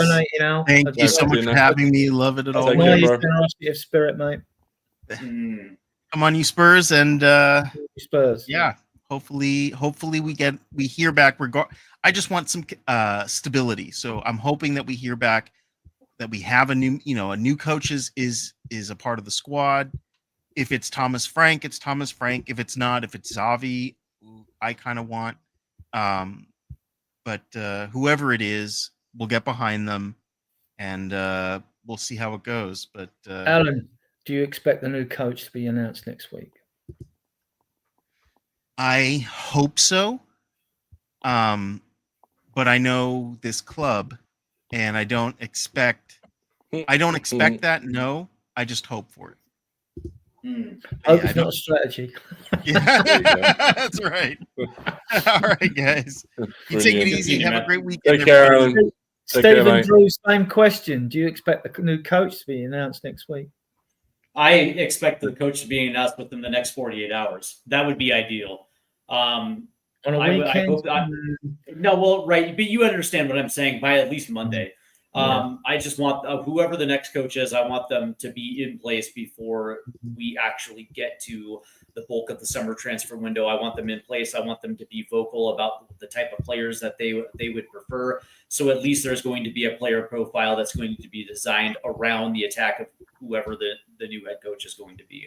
That would be ideal for me. But you know what's true. I do have to say something real quick because it was kind of funny. You mentioned the word consolidation, and I happen to agree with it. Right, one of the things that I keep hearing from certain Spurs fans is they don't want to be just a cup team, as this team used to be in the past. And I'm thinking to myself, well, wouldn't you actually prefer being a cup team? Because at least if you're a team that consistently finishes anywhere between 4th and 8th every single year, you have the outside chance of competing in Europe. But your team is designed to actually compete well in the domestic cups, right? So your consolidation of winning a trophy every single year greatly goes up. So chances are pretty good you'd be winning one of 2 domestic trophies once every other year, if not every year, was still being able to compete in European, being good enough to league where you still compete in European competition, whether it be the Champions League, Europa League, or the Conference League. I'm 100% with you. I think there's beneficial to every European competition, especially if your team is designed around youth. 100%. I'd add a caveat to that because I'm a season ticket holder. I don't mind being a cup team as long as we win all our home games. No, I don't think there's anything wrong with being a cup team, because you know for a fact that your team is set up and designed to compete heavily in the domestic competitions as well as the Premier League. So, I actually think that would be good for Tottenham Hotspur. Yeah, I'm agreeing with Danny. I think it'll be announced Monday or Tuesday. It could be announced over the weekend, but I think the pressure's on now. You've sacked the manager. Show us what we've got coming in. And if it isn't Frank, that'll be a show in itself, right? So, it could possibly be Silva. They like him as well at Fulham, but I don't see Carlos Corberan and all that. And to tell you what you get in the betting with a lot of managers, this seems pretty certain that it's Frank. But the betting companies will deliberately throw up names because they want people to waste their money. And you'll get sometimes, a lot of times, the early favourites for a manager, they never get the job. They're never the ones. It's all this false trails laid to make people part of their money. I tell you what, he must have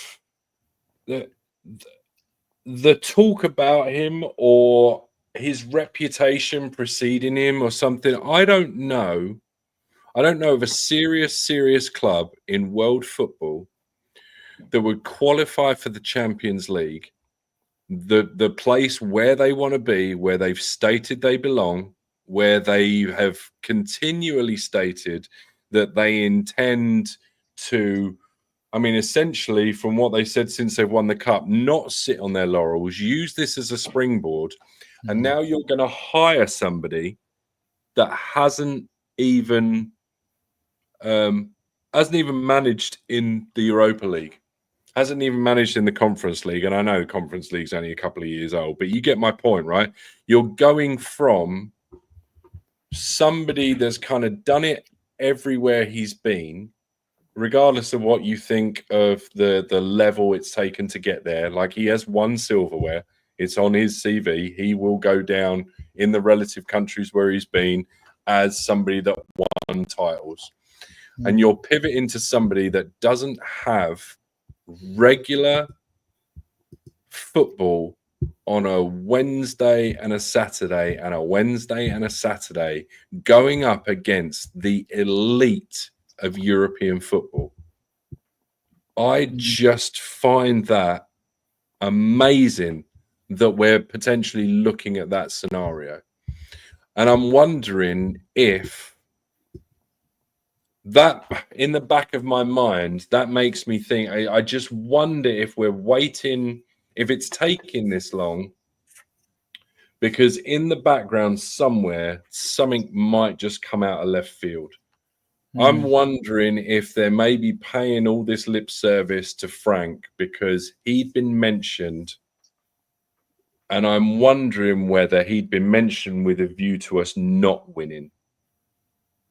Well, what we haven't seen, it's like an ordinary transfers, Drew, isn't it? We have all this speculation. And I always say, wait until we hear that we are actually talking to the agent. Wait till we're actually talking to the player. Wait till we've agreed terms with the player. Wait until we're talking to the club. Now, we know we've talked to Crystal Palace in the past about Eze, but there's no reason to think we are actually going for him. And it's the same like Frank. We've all read, we go news now, try and get all the feeds, put all the stuff up, disseminate the information in all the groups, the WhatsApp groups, blah, blah, you know, but just to like give people an idea, well, look, you know, these media jockeys, you know, all these different tiers of reporting, most of it is BS, but you've got to have something to chat about when you're doing shows, and you try to think, oh, this could be a goer, you know, but we even really haven't had, apart from speculation on speculation, and what you get when one group, Football Insider, sounds like they know a lot, but they don't. They'll post a story and then Give Me Sport or something, or take the Football Insider story and go with that, and then another media will go with the Give Me Sport one, and it all gets multiplied. But it's only one source that there's only one source that is speculating the original, and it's become a Chinese whisper. It's a Chinese whisper, and like, and we haven't had nothing. We don't know if we're in for Johnny Cardoso. He's going to have, and then you're reading like, oh, Spurs have lost out to Johnny Cardoso. Well, it ain't a done deal yet. Madrid ain't got no money, but are we in for him or not? We may find out at the end that we were never in for him, in for him, and then everyone ends up. But those people that say we lost out, they won't admit they're wrong. You know, always the way they hide. You know. So, Well, I'll tell you what, Adrian. I mean, we've been going for 2 hours, 15 minutes. Steve's got to hop off, so I think it's probably a good time because we're sort of, until we know more, we're kind of in Donald Rumsfeld territory with the unknown unknowns, right? So I just want to, give a big shout out to the 107 people still watching over various platforms. Thank you so much for your continued support. I want to give a big shout out to Blaine Devlin, who came in with a super chat earlier and also gifted out 10 Spurs memberships. Then Peter Kagais gifted out another 5. Alan gifted out 5. We had Tigaro becoming a new member and Brian Knight B Knight becoming a new member. So we just want to thank those people plus the 10, 15, 20 other new members that I don't have right in front of me, but you are. We read you out earlier. We are on again next Friday, and obviously Adrian and Ian have got more shows coming up for you on Sunday and Tuesday. I'm not going to do Tuesday's shows during the close season. Give us a break, and then I might be able to get some more informational details for you when we're on the Friday show, Drew.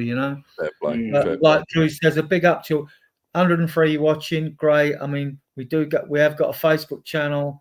We've got a YouTube, we've got a Facebook page. We've got a Twitter, it's XCOM page as well. You can find us. If you want to subscribe to the channel, click the link in the bottom right-hand corner of the YouTube logo. We can't see it as we're live, but click the link, take you to the channel. Thank everyone in the chat for the generosity and for their comments and questions. Especially a real big up for those that bother to watch us on playback. That takes some doing, in my opinion. But it all helps as well. It all helps the algorithm as well, Certainly does. And, really quickly, Daniel Knighton says, Drew, how do you get a chance to do it in the Champions League so you get an opportunity? Before Celtic Cans had no opportunity either besides Bromby. How does he get the Champions League? And that's an absolutely fair point, and I do completely take it on board. He also says Copenhagen dominated Denmark football. I completely take that on board. It's just a big leap, and it's just a lot of expectation for a guy that ultimately hasn't done it. I know you've got to give people opportunities and credit where it's due, but there's an argument that Ange could have been given an opportunity to do it as well because he was the one that ultimately got us there. But big up, Daniel, much appreciated. Steve, what you got going on? I'm glad you asked. Tomorrow morning at 7 o'clock Eastern. We're doing it again. Doing it again. Tomorrow morning, 7 o'clock Eastern. 12 noon UK time on Stateside Footy, which will also be on THFC TWD. It is the first annual Spursy Awards. It is the end of the year award show where we hand out awards for the good and the bad of the 2024-2025 season. So it is going to be absolutely fantastic. I believe Drew is going to be on that tomorrow, as long with Dave Harris of the Irish Hotspur. So that is absolutely going to be an absolute blast. there's going to be a I lot of cannot good wait. times. I cannot wait. I I- can't wait to I give my got some- absolute donut of the season award. It's gonna be Dude, it's all good because that's the thing, right? Because obviously we're going to have MVP, but we're going to have the shittiest transfer of the of both windows. We're also going to have the least valuable player, or it's going to be great, man. So we're going to do the good and we're going to have the bad. So make sure that you head over to Stateside Footy and hit the like and subscribe buttons, and definitely tune in tomorrow. There is not going to be an MLS game of the week this week, just because the Club America LAFC play-in game for the Club World Cup kind of threw the whole schedule out of whack. So there's no actually really good matchups this weekend, and it's on over three different days. So this week we're taking the MLS live stream. We're going to take a week off from the MLS live stream. We'll reconvene the next week. And of course, there's also some things going on in THFC. Sean, yeah. Big up, Shawnee. Yeah, Shawnee's that's what probably I'm had a saying, sleep right? by now. Because that's the thing, right? Bugsy, actually. Donut of the season is a very good category in which that we can continue. I'll tell you, with the amount amount of holes in this squad, there'll be more than one. I can tell you that much. And on that note, One thing before you close the show, work I it. want to say to the 110 of you viewing us now, we feel a bit guilty closing the show at 110. I mean, the Friday show does go out at 10 o'clock, 2200 UK time. If you want to, hear our fantastic content, just join us a bit earlier. That's all. That's all I'm going to say. But we welcome you, and it's fantastic. We are a fledgling group, Mike, but we're doing fine. And now back to Drew to close the show. Well, thank you very much. I just want to thank everybody in the chat. As I say, thanks, Steve, for his time. It's been an absolute pleasure, as always, talking with you. Thank you to everybody that sent in super chat, everyone being Blaine. And thank you for the new members. Thank you for everyone that put in questions. Tried to get around to all of them. We will do this all again next week, and hopefully we'll have a manager by then. On that note, I will bid everyone a lovely evening, a lovely morning, a lovely afternoon, wherever you're at, and we'll see you again soon. Take care. See ya.